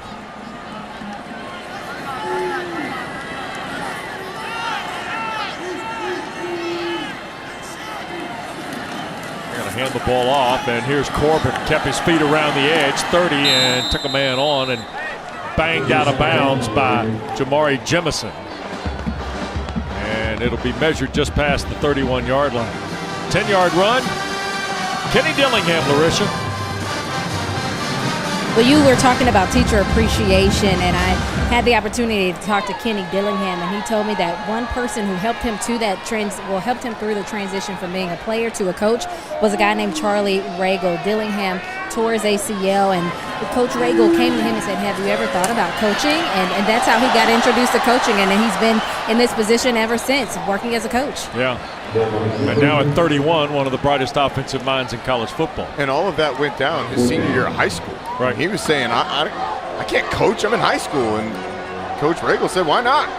Come on out, help with the football team. And you're absolutely right, he has been coaching ever since. Most of that time next to Mike Norvell, where they were together at Memphis before Dillingham went to Auburn. And then when Norvell got the job here at Florida State, Kenny Dillingham came with him. Florida State just 2 of 8 on 3rd down tonight, guys. Mastromano hammers it over Charleston's head. And will it check up? The Noles, can they get there? They did! Heck of an effort by Florida State. C.J. Campbell and Ja'Kai Douglas team up on this sensational play on the back end. Great save by Campbell, touched by Douglas.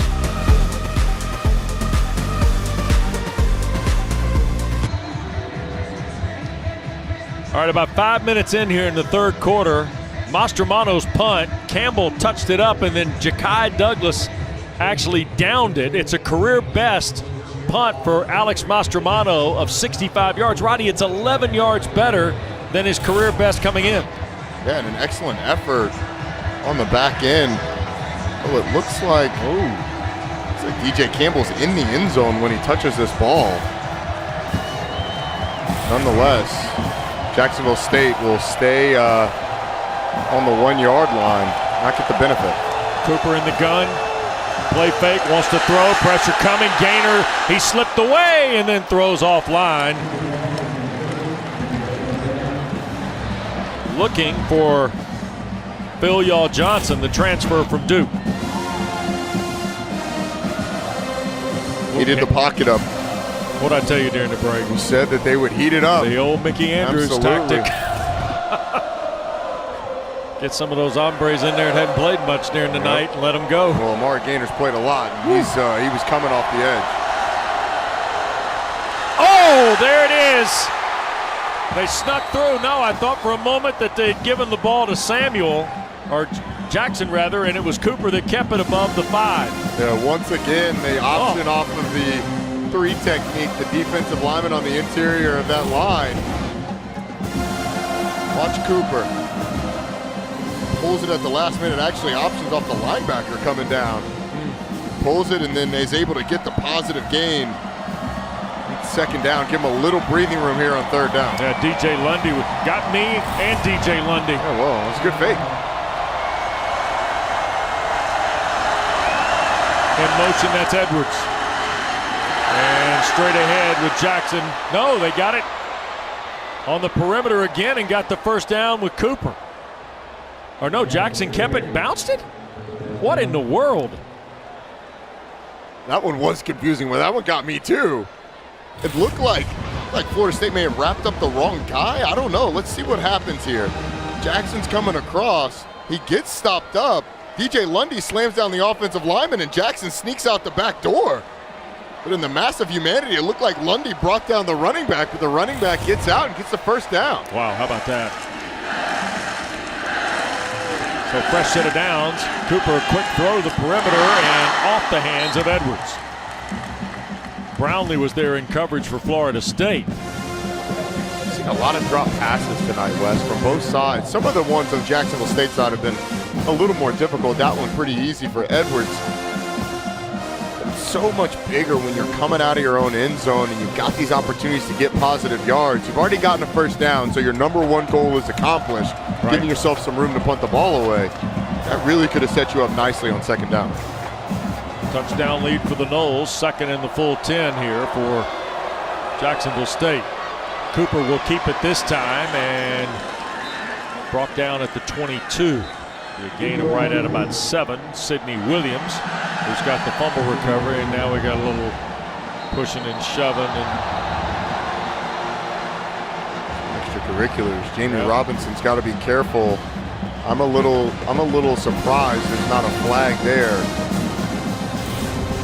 There was some pushing and shoving. I think they took exception to the way that the tackle was handled on Zarek Cooper. He's trying to get up. Oh, yeah. Saw Sidney Williams kind of cross over him. Zarek Cooper doesn't like it. The offensive line certainly doesn't like it. Jamie Robinson comes and grabs one of the offensive linemen and pulls him out. That usually will draw the ire of the referees, but well handled by this officiating crew. 3rd and 3. Gamecocks are 6 of 11. Coming to the near side, Jackson won't get there. Florida State is running to the football tonight. Renardo Green, the free safety. Sophomore from Orlando was the first guy. He was flying out of the secondary to turn it back in. Didn't make the tackle, but forced running back inside.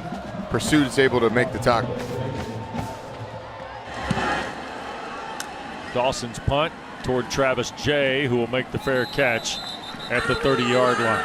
We're halfway home in quarter 3. We told you in the first half that Andrea Adelson's done a phenomenal job documenting the return of Mackenzie Milton. If you didn't see the full feature this morning on game day, here's a little brief touch for you.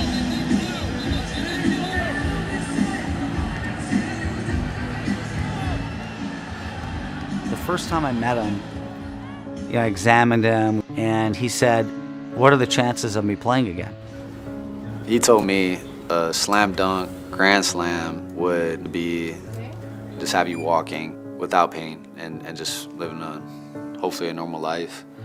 The odds of you playing football again would be basically slim to none. To me, I was like, oh, so you're saying there's a chance? So you're saying there's a chance? There absolutely was a chance, and he took advantage of it. Back out on the football field, moving pretty well. He's turned on the jets a couple times coming around the corner. First down. May not have the power steering that he used to, but still has that mobility. 2nd down, 13. Ward lost 3. And so here's Milton on the near hash. And Slips it right across the middle. Parchment, another catch. This one at the 35. Third catch of the night for Andrew Parchment, who grew up in Florida, Cypress Bay High School down in Fort Lauderdale, then started his college career, played 29 games at Kansas, had 90 catches. There's a first down throw, and that is caught by McDonald. And that should be enough for the first down. We've got another injured Gamecock on the play.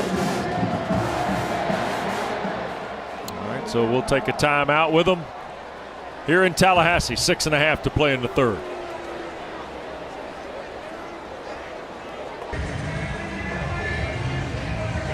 Well, Yesman Green is the injured Jacksonville State player who they're tending to. Now, Green is getting the start tonight because of the injury we spoke of to Jeremiah Harris, and that's his dad, the defensive coordinator of the Gamecocks, Kelvin Sigler.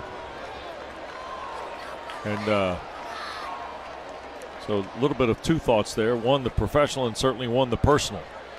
Here is Toafili getting the carry on 1st and 10. In fact, Roddy, you remarked after our visit on Thursday with Jacksonville State that Kelvin Sigler just kind of glossed right over the fact, and Yesman Green will go in to replace Jeremiah Harris. And you asked him, he was kind of, oh, no, he's got good ability. And you're like, no, wait a second, that's your son. Right. We had to, hey, coach. and to kind of draw it out of him. That's your boy, right? Like, we're not off there. Yeah. Quick throw by Milton. Another catch by McDonald. And that'll be a first down, cracking to the 47-yard line of Jacksonville State. But that is a spot, as you said, that Jacksonville State was already on a backup, and you saw Cameron McDonald now coming off the field as well. Yep. I think he took a helmet on the hand. Yeah. Excellent tight end. Whew. Sure is. Here's Milton now, starting to warm up a little bit. That could be dangerous. This is the throw to the backside. Williamson the catch. And he'll be measured to the 30-yard line of Jacksonville State, right at about a 17-yard throw. And Florida State was taking all these shots deep in the first half. Now they've gone to the short, quick passing game. The passing game that I think McKenzie Milton is one of his strengths. I mean, can certainly throw the deep ball as well as anybody, but this short passing game he certainly has command of. Here's Williamson the catch, flag down again. And ineligible is the call. Roddy, I got to be honest with you. First couple of weekends of college football, this has been the most popular call of them all. First down. Seemingly this has been called, and I don't know, point of emphasis perhaps, maybe so, but I've seen this called everywhere, coast to coast. And I'm not blaming them. I'm just. No, I guess it is a point of it. Maybe it's just been one of those sort of weird occurrences that have just happened over and over, and the referees, the officials have been on it. Yep. Here's the handoff. Ward trying to find an alley, and that closed up pretty quick. So it'll be second down and the full 15 from the 35 after the penalty a moment ago. It's been a long drive for Florida State. We're starting to wear down, or trying to wear down, this Jacksonville State defense. Here's Milton again, four-man pressure. Catch is made here to the near side. Malik McClain, incomplete is the call. Well, Florida State averaged just under 4 yards of play in the first quarter. Since then, they've been averaging about 6 yards of play. Now, they've had a couple of defensive efforts. The fumble recovery by Sidney Williams, the punt return by Helton. They're looking for another score here. Corbin's return to the backfield with Milton.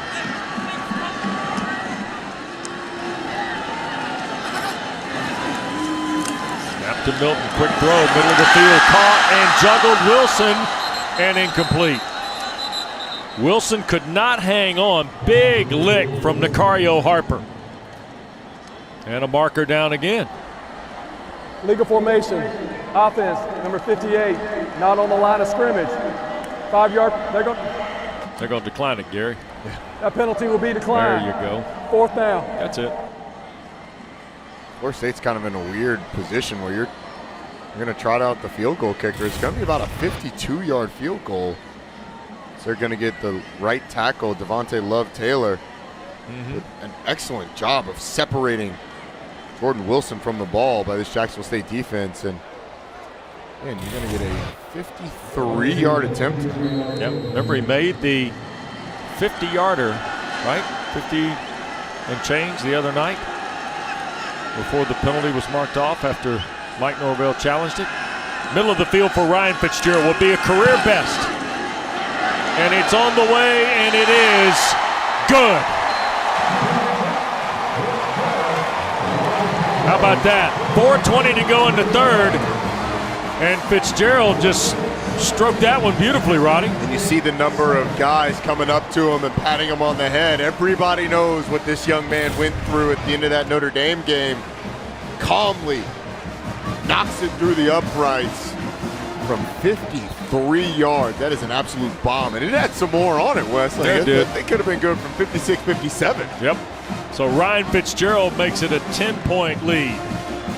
It's a 10-play, 35-yard drive for Florida State in 3:12.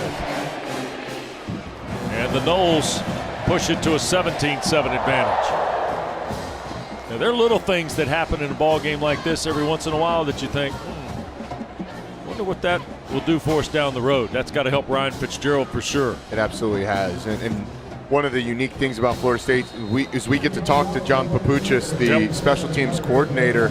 He kind of told us that, told Ryan Fitzgerald, look, you made the pressure kick. You made the kick when we were down. Yeah. And then obviously boomed the one from 50 yards before the challenge, but his ability to respond, I'm sure, is something that everyone's excited to see. So the kick will not be returned. Jacksonville State will go from its 25. All right, let's roll it back to last Sunday night. Florida State got the ball first. In overtime, Fitzgerald missed the 37-yarder.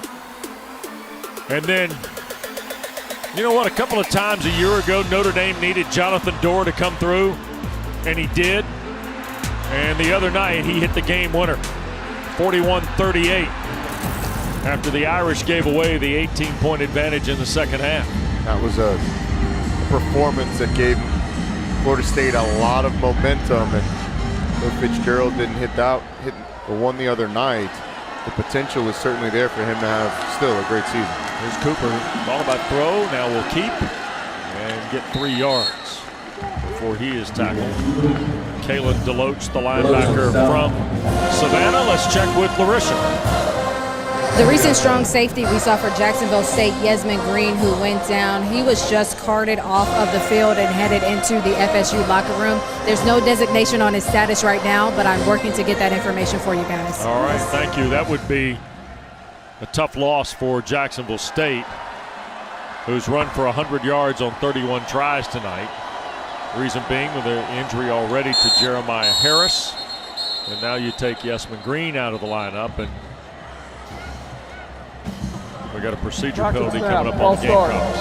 52, offense, 5-yard penalty, second down. Josh Wegener, native Iowan, who had 10 starts a year ago, the penalty. Yeah, they lose Harris and now Green. And Roddy, all of a sudden you got a youngin to go back there for next week when they play North Alabama. And with this move now that Jacksonville State's made after a lot of success in the Ohio Valley Conference, as the Atlantic Sun Conference develops a football league. And Greg Seitz was very insightful with us before the game, talking about just the sheer geography of the league. But North Alabama and Jacksonville State, that'll be a thing. Kennesaw State and Jacksonville State, that'll be a thing, Roddy. All of a sudden you got a pretty good league of FCS football to look forward to. Yeah, and they're very excited about this move. Jacksonville State's been one of the most successful FCS programs, especially in John Gross's tenure. Yep. Your Majesty Sanders is the injured Gamecock on the play here. 8 FCS playoff appearances last 11 years. 2015 National Championship game appearance. They joined the Atlantic Sun in July after 18 years in the Ohio Valley Conference, and of course have had outstanding players. It is a school that presents an opportunity for guys, and look, we've talked about it tonight. I mean, just defensively alone, they've got transfers from South Carolina, Louisville. They've got guys that started their career, let's see it. Clemson and Tennessee. Yeah. UCLA. It's kind of an interesting scenario. Nicario Harper at Southern Miss. You've got guys that have been at a variety of different places. Zerrick Cooper, we told you earlier, Clemson. Josh Samuel, Western Kentucky. It's that, but you know what it also is too, Roddy? Some guys in the state of Alabama who don't get that big offer, who want to continue their football career, and John Gross does a great job in developing players. Here's Cooper, quick throw to the near side. Samuel the catch, and we'll get it back inside the original line of scrimmage, but it'll be 4th down. Amari Gaynor on the tackle. They set up the screen, and Gaynor coming from inside out really makes his play. He's got blockers out front, just not able to be patient, and then Gaynor comes in a big lick by he and Travis J. Yep. But Pat Jackson had to speed up his tempo because of Gaynor's pursuit. 3 and out for the 3rd time, Roddy, in the last 4 possessions, if you take away the kneel to end the first half, and Keyshawn Hilton on the return.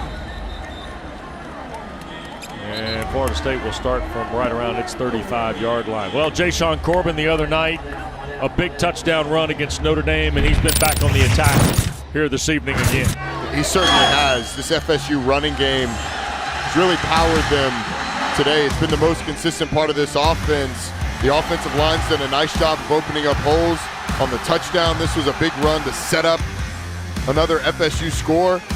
Hasn't just been Jashawn Corbin, though. You've seen clips of him in that highlight package, but Treshaun Ward has had his own. And this Florida State team, 5th in the conference in rushing a year ago, 4th in yards per carry a year ago. Jordan Travis had a lot to do with that, but so did Jashawn Corbin and the rest of this crew. Mackenzie Milton, play fake to Corbin, quick throw, intercepted. Coming back down the sideline is Jamari Jemison, and is knocked out of bounds. And all of a sudden, Jacksonville State gets a sudden change. And the timing on this one, Wes, was just a little off. The break of the receiver was earlier than Mackenzie Milton was going to throw the football. Andrew Parchment, it's kind of a blind throw back. You're trusting that the timing is going to be right and the corner's not going to have time to break on that ball. Mike Norvell was talking to Mackenzie Milton about it. So probably telling him, hey, look, take a peek at where the corner is, because he was all over that route. Yep. Timing just a little off, though. Jackson in the ball game with Cooper. Interception, the first of Jemison's career for the Gamecocks. First down give Jackson, and he'll get to the 29 before DJ Lundy shoves him down. And Florida State's controlled this second half, but Jacksonville State goes down and gets a score here. Makes it a one-score game. This could get weird late night in Doak Campbell. Cooper in the gun.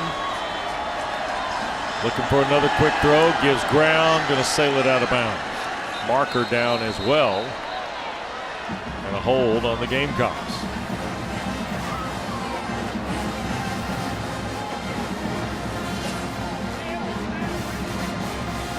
For both sides, it has been a sloppy offensive line play game. 5, offense, 10-yard penalty, repeat second down. A number of holds, we've had some illegal formations, we've had legal man downfield. Right. Added a illegal low block. It's been a sloppy on both sides. Well, given that the Gamecocks played, 10 days ago, right? UAB, lost in Montgomery. Florida State played 6 days ago. Here's Cooper. This is 2nd and 17. Tries to sip it down the middle. It's in. No, dropped. Oh, my goodness. That was in the hands of Travis J. Travis J was thinking about the return. They had a similar one last week. Akeem Dent dropped the surefire interception, and Zerrick Cooper just short arms his ball. I mean, the receiver's open. The athleticism of Jay to get back to it is fantastic. You just got to bring it in. Almost does. The elevation, though, I mean, that was impressive. Yep. Phil Yaw Johnson, the intended receiver. So now 3rd and 17.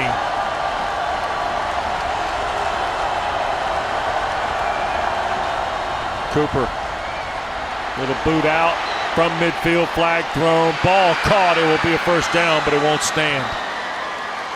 The catch is made by Wells, but this is another hold on Jacksonville State, I believe.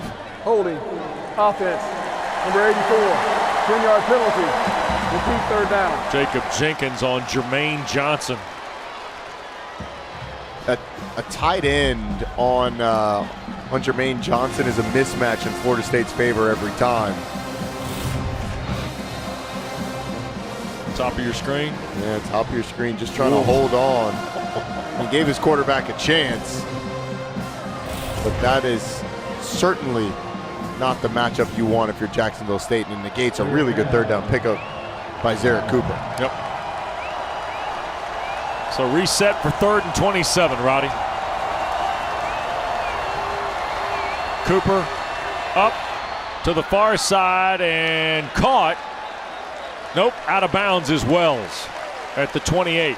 I think simply trying to get to field goal range was the goal there. If you get the first down, great, but at least give Alan Kowalczyk a chance, right? Yeah, you got to keep him in bounds. It's a tight window, but it's a throw that Zarek Cooper can make, and now Jacksonville State, after the turnover, is going to come up empty-handed. And Roddy, they're 1 for their last 7 on 3rd down after starting 5 of 7. You got to give a lot of credit to this Florida State defense forcing the issue. Travis Jay will run away from the end-over-end punt. And ball's going to check up right around the 8-yard line. That's where the Noles will get going. And tell you what, we've got another full Saturday of ACC football for you here on ACC Network.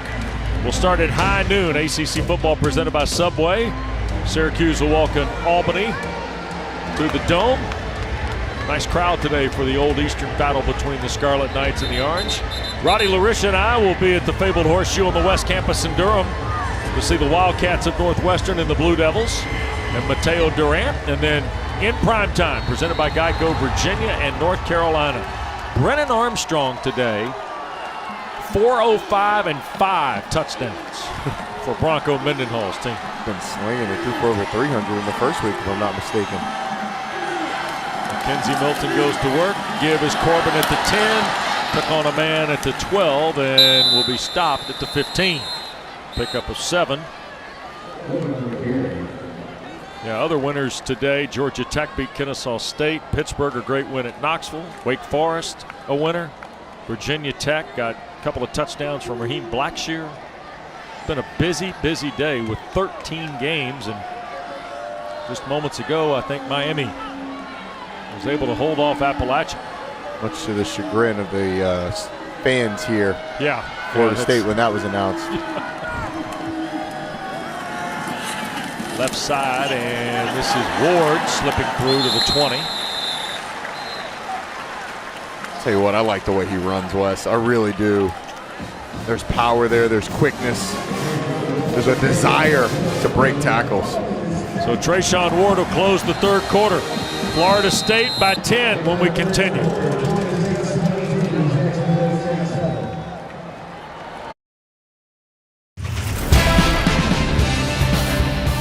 We welcome you back. ACC Network primetime football tonight from Tallahassee. Presented by Geico with Roddy Jones, Larisha Harris, West Durham. Florida State 17, Jacksonville State 7. We come to you from Bobby Bowden Field tonight on a Saturday night in the state capital of Florida. Mike Norvell looking for his first win of the season. Mackenzie Milton 1st and 10 as we start this 4th period. Toafili flipped over just beyond the line of scrimmage. Been an interesting 3 quarters of play. The fumble that ultimately converted into the Corbin touchdown with 5:01 to go in the 2nd quarter, Roddy, looms as probably the biggest play of the game. Yeah, I would say so. And really since then, it's kind of settled down into a little bit of a sleepy affair in the second half. Jacksonville State obviously with the big interception, but not able to convert it to points. Jayshawn Corbin has got 100 yards tonight. And Toafili getting the rock here will get it to the 23. 3rd down coming up. Tackle made by Umstead Sanders, 5th-year senior from Port St. Joe, Florida. transfer from Gainesville to Jacksonville State. Florida State's has not really gotten into their tempo on this drive, going at a pretty easy pace. And then some subs for this third down. Mackenzie Milton 13 of 24, under 100 yards throwing tonight. Gonna look to break the century mark here. No. Oh, little shake, little bake, and out of bounds at the 35. I don't know what you're talking about to power steering here, Jones. Maybe he heard me. That looked pretty good right there. Able to put a move on. How about this? I mean, a couple of years ago, they would have thought this was impossible, but what's a move on Markel Benton? Plants on the bad leg. Well, you know what? They're both good legs now. It's just the braced leg. There's the catch by Wilson at the 40. Falls forward for a couple of more. A little laundry from Markel Benton on the run by Mackenzie Milton. And then he comes right back and spins it to Wilson to pick up 6.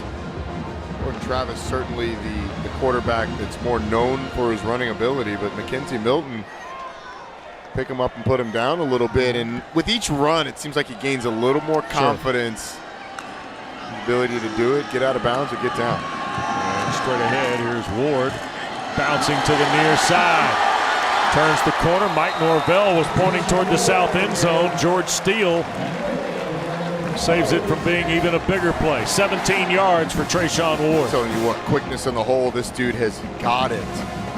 Give it a plant and a jump cut on a dime.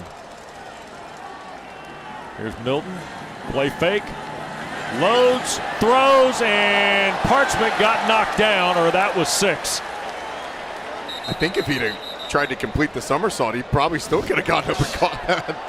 Mackenzie Milton aired it out pretty good. Whoa, offensive pass interference. Interesting. Pass interference. Offense, number 7. 15-yard penalty. Repeat first down. Wow. Roddy, I was watching the flight of the ball. Parchment, when we looked, was doing a front somersault. And so the indication, usually when that happens, you get defensive pass interference. We don't have a great look of it. But I'm surprised that it went the other way. We have being told that that one was out of the view of our cameras as well. So here's Milton with the 2 tight end set. Little pump fake. Now a little sidearm number. And the catch by Toafili, who steps out of bounds at the 48. Still second and pretty long. We're trying to run a fake quarterback power tight end pop pass, but Mackenzie Milton got pressure right in his face. Had to get off his spot, and fortunate to have Toafili there waiting on the outlet. You see 3 to the top of the screen. Toafili going to get the carry and drive it for a couple of yards to the 50, and now it'll be 3rd and even 20 after Taji Stewart, 5th-year senior from Walton High School in Marietta, and transfer from South Alabama, makes the play. Here's Milton in the pocket again. Now launches, and McDonald can't come up with it. Now we got a flag. I think Milton was hit after the throw. Yep, and here comes another one, because this is Stewart again coming through traffic with Umstead Sanders as well.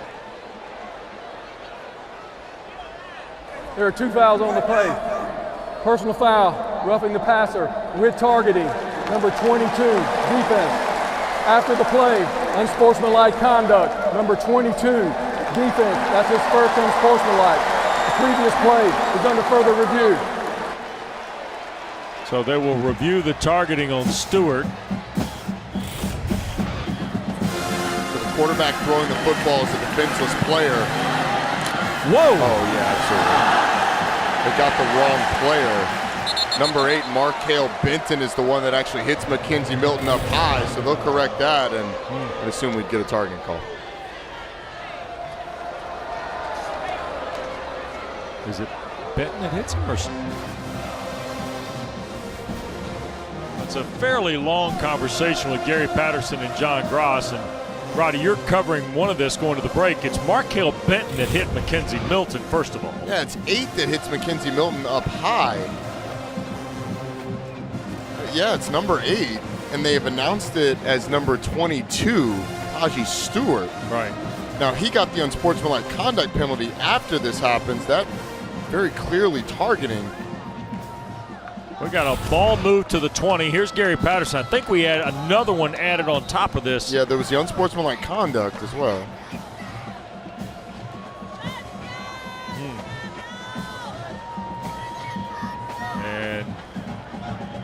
But the question is, who has to leave the game? Markel Benton is leaving the field. Right. It looks like he's the one that's going to get pulled. Right. So there goes Benton. Second team All-OVC a year ago with 69 stops, including a double-figure performance in the playoffs for John Gross. But remember, you also did have the unsportsmanlike conduct penalty on Taji Stewart, which is why you got 30 yards of penalties off of that one play. Right. We're being told they were looking to see. Here's Gary Patterson. Correction.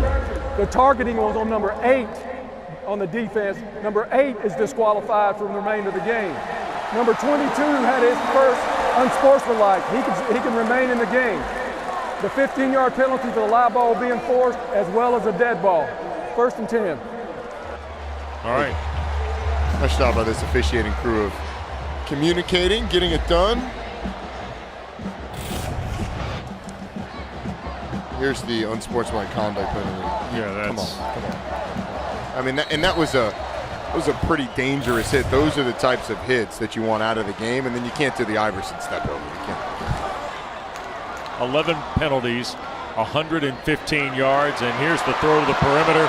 Williamson inside the 10. 1st and goal. Fuquay the stop. Timeout, injured Jacksonville State player. Step aside, under 12 to go. They'll tend to another Gamecock who's down.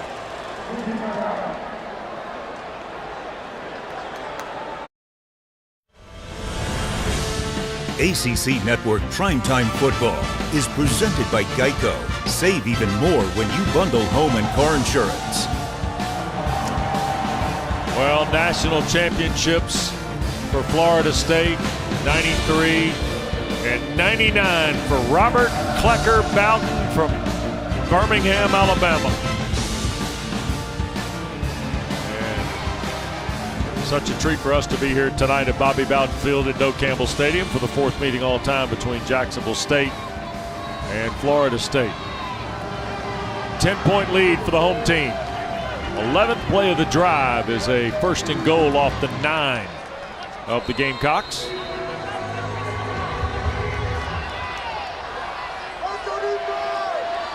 Milton in the gun. That's Toafili coming into the backfield, and we got movement.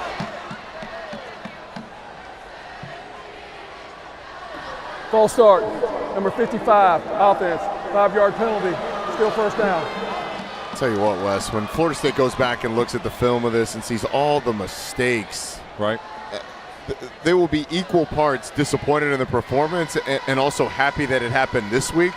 Because you do this next week against a really good Wake Forest team. Who does not commit penalties. Who does not commit and does not turn the ball over. Right. And that's enough to get you beat. Snap to Milton. And trying to squeeze through at the right side. Toafili got hit and dropped by Tullis.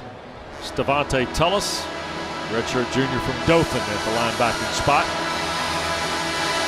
You know, we knew coming into this game, we talked to Mike Norvell about it, that it was going to be a challenge for this Florida State team to block out all the noise, to get over the loss, the emotional loss, and also the pats on the back that came after it and have a good performance. They have not had a good performance, but ultimately the win is what you want. Milton wants to throw the fade to the corner. Now we're going to reset to the near side, zip it to the goal line, and making the catch. And down at the 1 is Wyatt Rector again in traffic. Well, you were right. He wanted the fade to Andrew Parchment, but Parchment went and blocked Yul Gowdy, the cornerback. So he decides to roll, and Florida State's going to go fast. Toafili pulled down in the backfield, and that's Stewart, or Tullis again, beg your pardon, 28. Stavante Tullis with a nice play. They've also, and again, I don't know how much of this is called, you know, if the first play's a catch and you move it forward, do you then jump into the quick huddle, quick snap routine? But Roddy, that's a pretty good little trait to have for your offensive weaponry. Yeah, they can modulate the tempo as they're going to go for it on 4th down. They brought in some extra beef, and they're going to take a timeout. Yep. Charge timeout. 9:54 to play in Tallahassee. Knowles looking for the knockout punch next.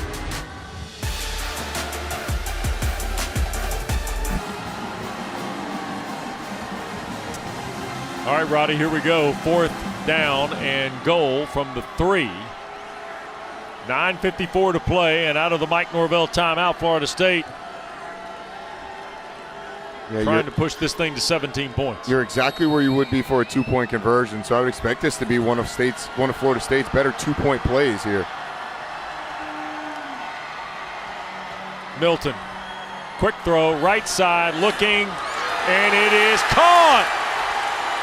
Did they hold on for the touchdown? Looking for a signal. McClain, it's called incomplete. Finally called incomplete with Deco Wilson. The previous play is under further review. In coverage for Jacksonville State. You'll see it with us. Such a bang-bang play, so we're looking for a couple of things. One, does he possess it and control it? When does that happen? 2, does he get a foot down? He definitely gets a foot down in bounds. All right. And then does he complete the act of the catch through the ground? This is on the back of the defender. It looks like he has control. All right, this will give us a look. This is maybe the best one because he falls to his right here, right? So he's got the foot down in bounds with, I would call that control of the football.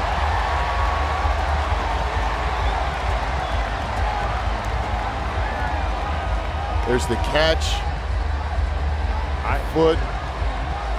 Does he control it all the way through the ground? No, he doesn't, and moves. So it's an incomplete rolled pass. In his waist. Yep. It takes the last. Pass. If we could get, we can go back and look at that one more time. You'll see him fall to the ground, and it looks like when he lands, Roddy, he's got it, and then the ball slips on the hip, right? Right. So he has control here with the foot in bounds. Then you have to survive the ground, and he doesn't do that. The ball hits the ground. It moves. And so if that had happened in the field of play and it doesn't hit the ground and you're able to reestablish control in the end zone, then that's a touchdown. But because it happens out of bounds, can't do it. I think it's a good call on the field. And I believe this one's going to stand or be confirmed.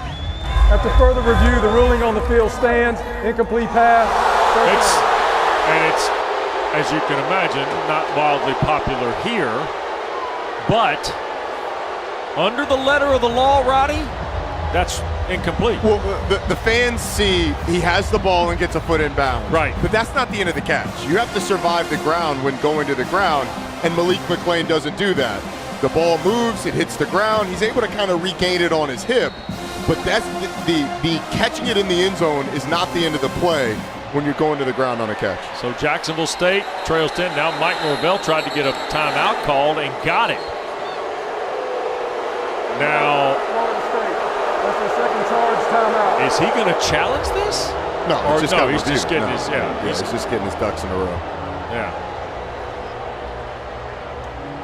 Back after this.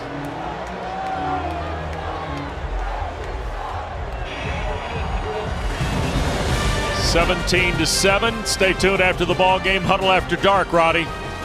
Jordan Cornette, Coach Rick, E.J. Manuel, Eric McClain. Full comprehensive review, discussion, and analysis of all 13 games today on the ACC schedule. Jacksonville State takes over. Mike Norvell burned a timeout. We got 9:49 to go in a 10-point game here in Tallahassee. And a whistle and a flag. We have had number 52, 19 penalties in the ball game. 11 on the visiting Gamecocks, 8 on Florida State. John Gross's team 11 for 105. I actually don't hate this penalty. You're just trying to get a little bit of a head start as an offensive lineman, try and cheat a little bit. Ultimately, that penalty cost you about 1.5 yards. All right, it's probably worth trying to get the head start. I wouldn't be surprised if Jacksonville State goes with a hard count. Yeah, you're correct. It's 101 yards, not 105, because they don't take the full 5 when they're backed up this far. Here's LaShawn Jarrett the catch, and he is dropped at the goal line by Jamie Robinson. And another flag. I don't think. Nope. So Jarrett lost a step, maybe? LaShawn Jarrett, they're excited about this youngster, by the way. 6'5", 200 from Warner Robins, Georgia. They call him a tight end. They split him out more. I mean, Florida State kind of told us, we're going to treat him like a receiver until he sticks his nose in there with some of the big offensive linemen. Be surprised to see Jacksonville State rolls Eric Cooper out. Here's Cooper on a straight drop. Tries to fire across the middle, and it looked like Petway went down. He was the intended receiver. Well, Adam Fuller's got to be pretty pumped up. The Florida State defense has allowed 1 first down in the second half. 202 total yards in this game is what this Florida State defense has allowed. And while early on Jacksonville State started to get some stuff going, only 7 points on the board. This defense has been third down. Stingy. Yep. You hear the penalty was declined. Michael Petway not super happy about that. I'm not really sure what the argument is. It was an incomplete pass anyway. Right. 39 yards in the second half for the Gamecocks. Cooper trying to bail him out here. Another strong throw looking for Wells. Incomplete. Penalty will be on Florida State for pass interference, and it's on Jarian Jones. Transfer from Mississippi State. Pass interference. Defense, number 7. Spot foul. Automatic. First down. Jarian Jones is in great position, draped all over the receiver. And just at the end of it, it's a little off balance and panics. Grabs the shoulders of the receiver to try and get around to that football. Clear pass interference. And he probably didn't need to. I mean, that ball was going to be a tough one to catch anyway. It's not something you know during the throw, but still. Brutal penalty for Florida State on defense. Sure is. Would have gotten them off the field. Would have, yep. And it would have been a tough punt for Dawson, too. Under 9 to play now. Cooper sacked. Wow. Jermaine Johnson was the first guy, and then Akeem Dent arrived. 4th sack of the night for the Noles. It was one of those where once the dam broke, it was going to be tough for Zerrick Cooper to get anything going. You're going to see Jermaine Johnson on the left side. Inside move. There was nothing Zerrick Cooper could do, really, because you had pressure from the inside from Johnson and the outside from Akeem Dent as well. Roddy, a team that only had 10 sacks a year ago, has 8, and we're not quite through 2 games. Here's the throw, the catch, and the completion is to P.J. Wells, and a first down out to the 32-yard line for Jacksonville State. Put it all back in that one play. Zerrick Cooper moves up in the pocket and is able to deliver a strike. Comes up like he's going to run and just flips it out. They lose track of P.J. Wells. Frustrating. After you get the sack, I mean, it's frustrating to give up a big play like that. Under 8 to go now. Cooper to work. Now back up in the pocket, slips out to his left. And boy, he got hit pretty good there by Travis Jay. Travis Jay, a guy that played safety for this team, really played everything for this team other than corner in the secondary last year, but not afraid to come up and lay a blow. Zerrick Cooper, not the quarterback that's going to slide either. I mean, he's a big man, 217 pounds, 6'3". Second down and 4 after the 6-yard gain. In motion, that's Ron Wiggins. Here's Cooper cutting it loose, and Phil Johnson, the intended receiver, the Duke transfer. And A flag has come in again. This one thrown from deep right field. West of Tallahassee. Yeah, there you go. Holding, defense, number 3. 10-yard penalty, That's automatic, first down. Jarvis Brownlee. The crowd here is kind of at the end of the night on penalties. Both ways, probably. Yeah, no, I mean, it has been sloppy, to say the least. Yep. The number of flags that we've seen, number of just drop passes. Look at that, 21 turnovers. penalties, 2 Bills. Yeah. It's been a busy night for Gary Patterson and this officiating crew. Yep. Be a heavy tape night for them. There you go. Cooper off the 48. Quick throw, and the catch made. Sliding upfield is Petway. And he'll pick up almost 9 on the first down play. John Gross's team keeps kind of grinding here a little bit with under 7 to go. It's a 10-point game, but this is clearly the Gamecocks' best second-half effort so far. It absolutely is. Cooper, another throw, this time Wells at the 35. And Jay tried to strip him of it as he falls to the ground at the 30. Gotten momentum, and they've been able to overcome some of their own mistakes. I mean, they've been able to overcome penalties. They've gotten some help via penalty as well. Yep. But they're able to go down and score here, Wes. I mean, we got to finish. Phil Johnson back to the formation at the top. Cooper going to loop it and looking for the end zone, and incomplete. Well offline. Phil Johnson, the intended receiver. Brownlee was trailing. He also had Renardo Green covering. These defensive backs have done a good job on the double moves of Jacksonville State, being physical and cutting them off at the top of the route. Phil Johnson a couple of times. You're a receiver. You got to be strong through that. Expect the contact. Be strong through it. Right. Get on top of them and fight through that route so you can go and make a play. But you got to give credit to these Florida State defensive backs and their physicality at the top of these routes. 2nd and 10. Pistol formation. Cooper fakes the handoff, throws on the slant. Petway at the 5, and he'll fall into the end zone. And there's a flag down. Ineligible man downfield. Offense, 5-yard penalty. Repeat, second down.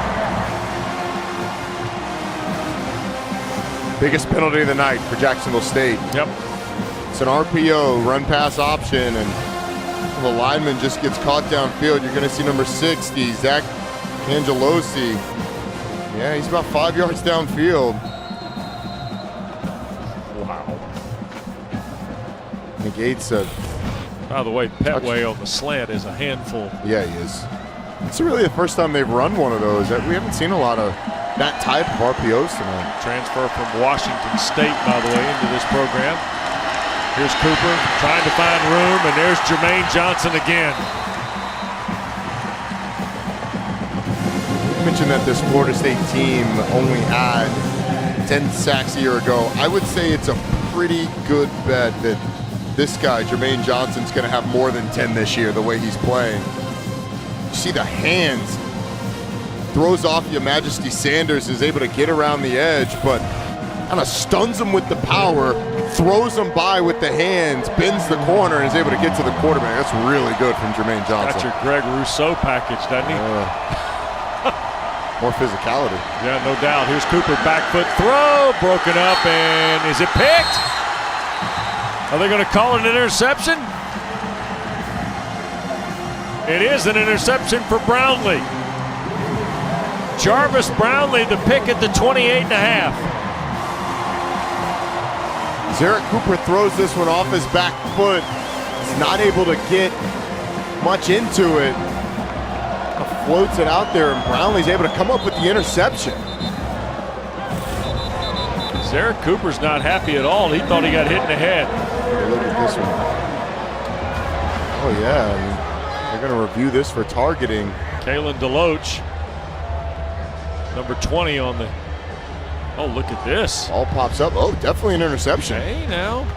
The question is, do you get the targeting? As Eric Cooper thinks it is. Look, a quarterback releasing the football is a defenseless player, so you're looking for forcible contact to the head or neck area, and I think you got that. I think it was a high hit as we get a look at the interception. Wow. The question's going to be, Wes, is there an indicator of targeting? Which would be a launch from a thrust, Below the head. lowering of the head, attacking with the crown. Well, if this ball hit the ground, you can't tell. It was called an interception on the field, so they'd have to have enough to overturn it. Let's go back to the front end of the play here. You can't really see it there. You can see the hit is high. Cooper wants it right away. For it. Yeah, he knows. It's going to be interesting.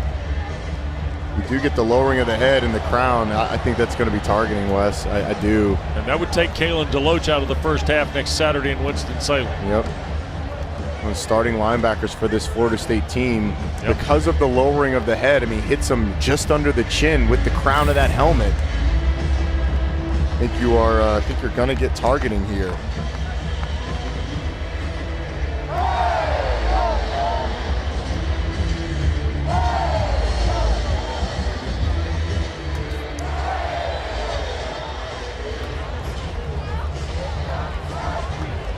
Gary Patterson's at the monitor here.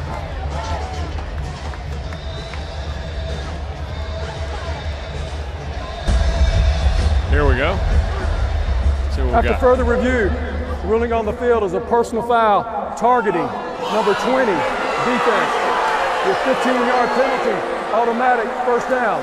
Number 20 is disqualified for the remainder of the game. So Kalen DeLoach is out. And next Saturday in Winston-Salem in the first half at Truist Field, he will not be available for Mike Norvell against Dave Clawson's Wake Forest team. Yeah, that's correct. And again, that one is targeting because of the fact that he lowers and attacks with the crown of the helmet. Watch at the end of this. Quarterback's a defenseless player, forcible contact to the head or neck area. The indicator is the lowering of the head, the attack with that crown. So targeting and Kalen DeLoach is out for the rest of this game. Not only that, but it negates the pick. That's it by Brownlee. So here is Cooper at the 23 and a fresh set of downs. Still a two-score game, and Wiggins can't get cranked up.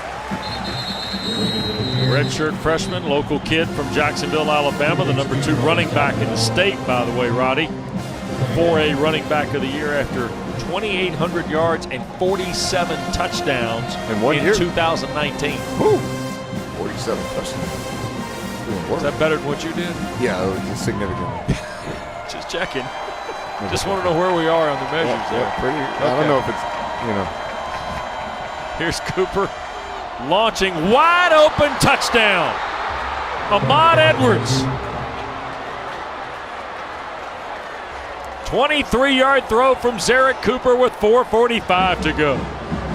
Talked over and over about how sloppy this game has been. This Florida State defense has done a pretty good job, but multiple penalties on this drive extended the drive for Jacksonville State. You had a pass interference, you had a hold, and then you had the targeting, all helping Jacksonville State on this drive.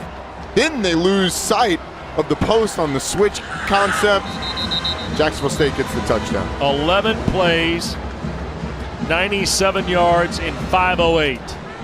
And it is a Legal substitution, defense, more than 11 players in the formation. That penalty's declined. Extra point is good. It's a 3-point game. Watch the corner and the safety on this play. You get Michael Petway on the inside. It looks like he's got the switch. They're expecting to switch that off. It ends up being Ahmad Edwards catch the ball. So you got the corner on the outside expecting the safety to switch it. The safety is following as if they're going to stay on their guys. You end up with a wide open player in the end zone. It's the second week in a row you've had a miscommunication in man-to-man coverage for this defense. That Michael Mayer touchdown last week happened early in the Notre Dame game. Also a miscommunication between the two. turn the guy scot-free for a touchdown. And now we got a situation where this Jacksonville State defense gets a stop. And fans here in Doak Campbell Stadium are going to be a little nervous. Well, the other issue, too, is get ready for with 4:45 to go, all 3 timeouts for John Gross. You got some hands guys up front. Yeah, I think if you're Jacksonville State, you kick this one deep and you play football. You don't necessarily have to burn your timeouts right away to stop the clock. You can let this thing play out and see. And if Florida State is able to get a first down, then you start to burn your timeouts.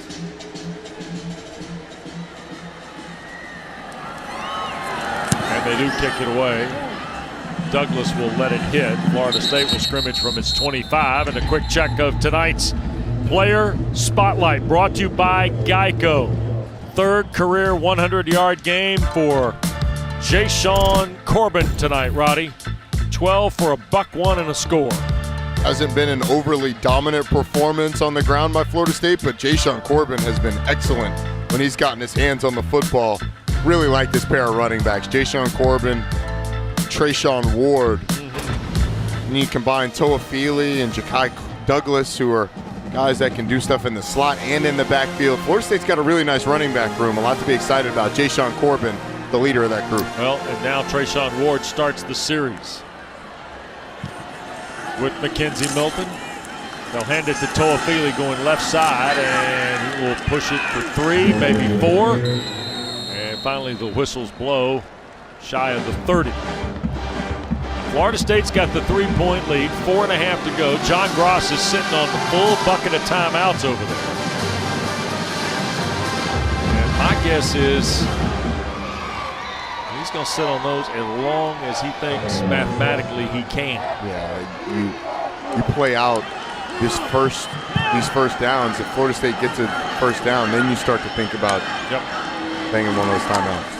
Here's Milton going to make a quick throw near side. This is Toafili again, and he will stretch for the 30, stays in bounds, which will keep the clock rolling. Under 4 now to go. Wilson to stop. And Roddy, here we are with 3rd and the better part of 4. It was a really good open field tackle by Deco Wilson, and 3rd and 4. This is as big a play as we've seen all day in this game. Get a wholesale line change, it seems like, for Jacksonville State. Yep.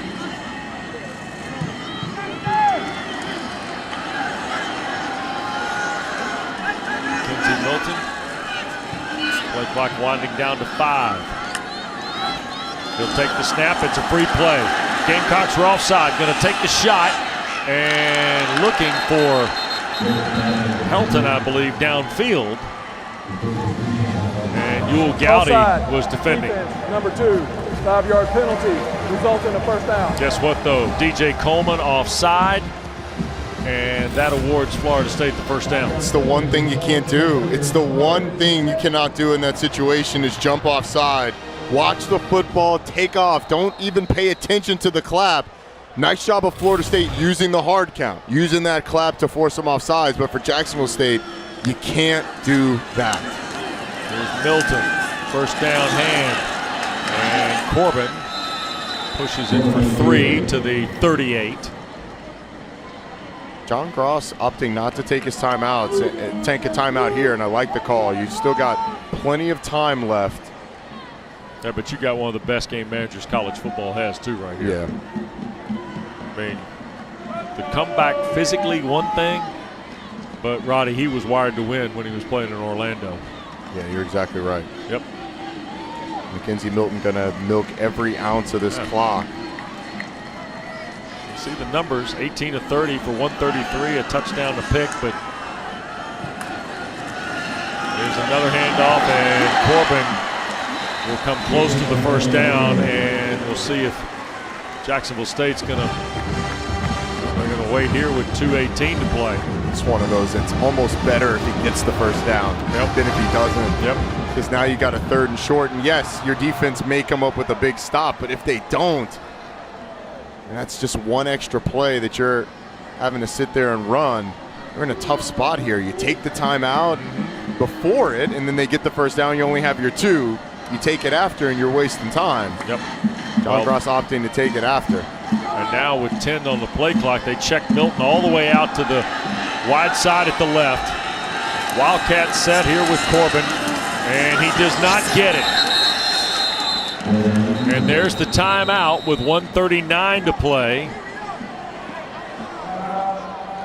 The hit made by Harper, who came crashing down from the safety spot. Wow, I said that it was almost better for him to get the first down. Jacksonville State's defense disagreed. They said we can stop him on 3rd and short. An excellent job. The surge up front from this defensive line, able to push Florida State's offensive line into the backfield. There was absolutely nowhere to run. Now, if I'm Jacksonville State, you're in. If Florida State does indeed trot out the punt team, which I would fully expect them to do, you're in safe punt. You are not allowing a fake for anything. You want them to punt the ball away, catch it, see if you can get a drive going. And it's Florida State is 4 of 13 tonight on 3rd down. Yeah. And by the way, in a couple of ball games, that makes them 11 of 29. Offense back on the field for Florida State. I am a little surprised by this one. Yeah. Well, you draw them. I think you're trying to draw them off sides here. Yep. And then you take a timeout if you have to. But the last thing John Gross has to tell his team is do not jump off sides. Right. The Noles bring in the fullback. Tight end Preston Daniel ahead of Corbin. 0 for 2 on 4th down tonight. Milton under center. Mike Norvell calls the timeout. Now they'll punt. So a quick check and chat here with the head coach of the Noles, and punt unit comes on. Don't forget, next Saturday, triple header of football starts at noon from Central New York. Dome looked good today, didn't it? Yeah, it looked great. Yeah, we were up there last year, but great to see fans back in. They were expecting about 40,000 for Syracuse-Rutgers. The Great Danes of Albany in there at noon, presented by Subway with Chris Cotter, Mark Hersley, Jalen Johnson. Roddy LaRish and I will be at Wallace Wade for Northwestern and Duke. And then 8 miles away, ACC Primetime Football presented by Geico Virginia. And number 24, North Carolina. Dave O'Brien, Tim Hasselbeck, Kelsey Riggs, and the Huddle, Roddy, on site. Massive game for North Carolina. You can't go down 2 in the division. Here's the snap, and Mastromano flips it high in the air toward Charleston, who will make the fair catch at the 17. By the way, North Carolina beat Georgia State tonight, 59-17. You'll get more of this on the Huddle After Dark. Sam Howell accounts for 5 scores tonight, 352 yards of passing, Roddy, 101 rushing. Jeez. Dual threat. More coming up from Jordan, Coach, EJ, and Eric afterwards. Another guy who's a dual threat is Eric Cooper. He's done it a little bit with his legs today. Minute 32, 2 timeouts. You can use the middle of the field. You want to get out of bounds as quickly as you can, but you can use the middle of the field. Big thing for Zarek Cooper is you cannot take a sack, and the sloppiness of Florida State has gotten to us to the point where we've got a potentially game-tying or winning drive. Here's Cooper going to cut it loose on 1st down and almost intercepted. Stephen Dix, the linebacker, the redshirt freshman from Dr. Phillips in Orlando, almost closed the house down. He's coming from inside out. That hesitation there, I'm not sure where Zarek Cooper was throwing the ball, quite honestly, but he's kind of hesitating to get through some traffic. It actually put him in the throwing lane of Zarek Cooper. 2nd down 10. Here's the snap to Cooper. Receiver fell down. Cooper now to his left. He will slide, and 3 gold helmets collapse right there on top of him. You can't do that if you're Zarek Cooper. You either run to get out of bounds or you throw the ball away. You can't do that. Stephen Dix is hobbling. He was one of the guys in there on the hit. Wiggins stays in the game with Cooper. They check Wells here to the near side. 3 receivers to the top. 3rd down and 8. Cooper looking for Wells, and he hangs on, makes the catch at the 30. 56 seconds left, and they'll move the chains. Throw is low. Nice job by Wells of corralling that. Clearly a catch. Here's Cooper looking middle of the field again. 40 seconds to play. To his right. Now a throw that will go out of bounds. Stopping the clock with 36 seconds left. Dennis Briggs. Derek Cooper kind of playing with fire on some of these rushes. I don't know, in essence, Roddy, if you're looking right, you got to get the ball out. Yeah, at some point you say, all right, play's over, let's get the ball out. Right. And I think he's probably a couple seconds too slow getting there right now. Okay. Well, he may not have many more snaps. It's second and the full 10. There's still 2 timeouts. That's it.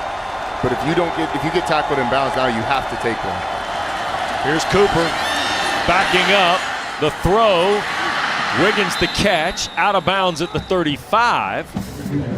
And it looked like for a moment that Tylen Grable might have been holding off a Seminole. Roddy, can you believe we've gotten to this with 29 seconds left?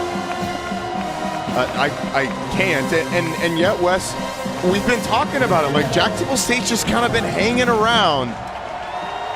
They were never out of it, and a score and a stop, and anything can happen, and that's how we've gotten here.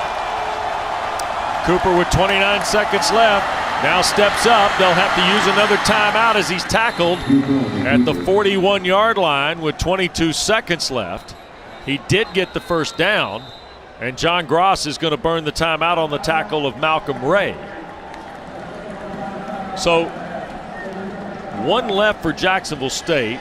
Florida State's out of them with 22 seconds left. Roddy, and here's kind of, now you wonder, Alan Karadzic and where he might be in this process. Career long 46 yards. So you're talking about getting to about the 29-yard line to get a 46-yard field goal.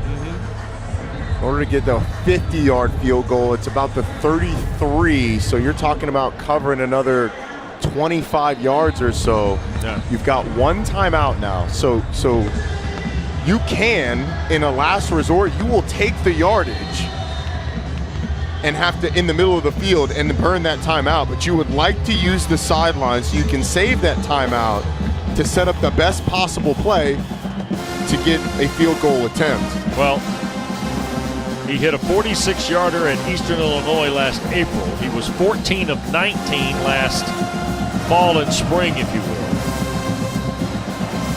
And John Gross knows certainly where this has to go. Cooper first and 10, 22 seconds left. Jacksonville State has 1 timeout left, and Cooper's going to throw the long ball for Petway, and it's incomplete. Jamie Robinson was in coverage for Florida State battling. 17 seconds now. Now you're starting to count how many plays do we have left. You're talking about 4 at the most 4 plays. Well, you got to get the ball out. You got to get the ball out of bounds. Yep. Well, if you throw it in the middle, you cannot throw it in the middle of the field. You can. Well, you got 1 timeout. But you got to get a chunk. Yeah. You can't throw it in the middle of the field for a 3-yard gain. That's it.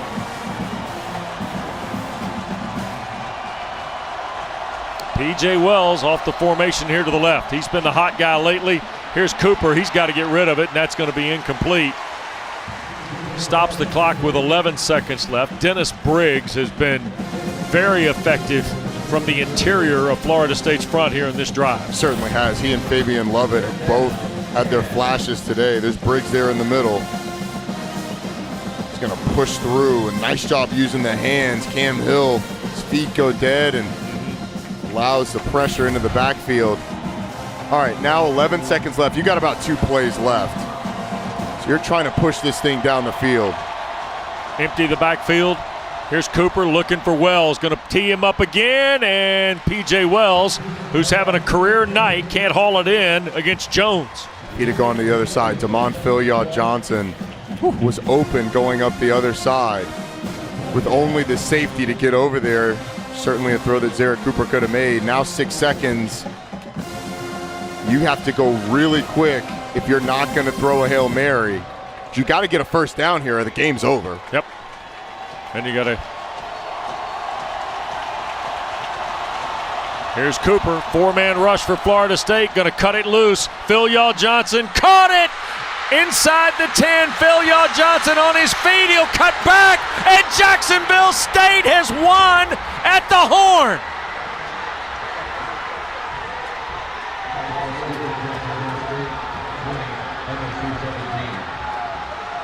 On the final play of the game, Zarek Cooper throws to Phil Johnson, and the Gamecocks have upset the Seminoles.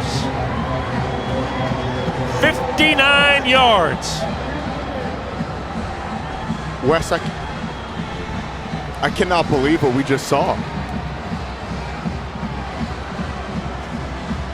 A heave down the sideline, hoping to get in field goal range, is caught by Phil Johnson. He gets a block out front and is able to get into the end zone to win the game on a walk-off. Give credit where credit's due. Jacksonville State hung around and hung around and hung around in this game. It was sloppy. It wasn't clean by any means, but they were never out of this, and they believed. But Florida State, the penalties, the sloppiness, the missed opportunities consistently, and then finally the heave down the field. Phil Johnson on the outside against Jarvis Brownlee. Brownlee doesn't knock the ball down, doesn't secure the tackle either. Ahmad Edwards cleared the path, Roddy. Give a lot of credit to Ahmad Edwards too. But Brownlee, you gotta secure the man or the ball. He doesn't do either. Sidney Williams overruns the play. And on a walk-off, Florida State loses the game. Why does Florida State not have more guys deep? That's another question that I have in that situation. 6 seconds left. Downstairs, Larisha Harris. Take me through that last play and how you made it into the end zone. Well, that was my boy DJ. I got to give him the credit, but so we just really ran 4 verts. We just trusted it. Coop threw a good ball to DJ. He made a great athletic play and got in the end zone. And how are you feeling right now knowing that you helped your team come out victorious? Sure, amazing. It's just a blessing from God, and I just thank him for it. Congratulations. Thank you. Wes? Michael Petway, a big night. Jacksonville State, a stunning win tonight over Florida State on the final play of the game. Unbelievable, Wes. Unbelievable. It's 4 verts, and the only 2 guys that have a shot are Brownlee and Sidney Williams, and wow. I mean, I don't think there's anything else you can say. What a gut-wrenching loss for a Florida State team that just 6 days ago was coming off of, yes, a loss to Notre Dame, but with so much promise, so much positivity coming out of it. Zarek Cooper's got a clean pocket to throw from, delivers a beautiful ball, his best throw of the night, and Phil Johnson comes up with it, and the elation from the Clemson transfer coming back to an ACC school on the road and upsetting Florida State. John Gross, a Jacksonville State graduate. His 69th win will probably be one he remembers for a long, long time. On the final play of the game, Jacksonville State wins 20-17 tonight over Florida State. Jacksonville State certainly celebrating their win. Unbelievable. Unbelievable. I mean, Florida State's up 10 points late in the 4th. How about the 3rd down stop by Jacksonville State to force the punt on 4th down? They're going to need to clear out the field. I know these Jacksonville State guys are really fired up, but Florida State obviously going to take offense to what's going on. The frustrations of Florida State certainly evident. Tell you what, an amazing night in Tallahassee. Ball game kind of lulled around. You got to finish. We had a firework blast at the end from Zarek Cooper to Damon Phil Johnson, a former Clemson quarterback to a former Duke wide receiver. Unbelievable. Great to be with Roddy Jones, Larisha Harris. Thanks to our producer Alex Farmartino, our director Kirby Kander. Jacksonville State 20, Florida State 17. We'll see you next Saturday in Durham. Off to the huddle after dark. Jordan Cornette, take it away. Good night from Tallahassee.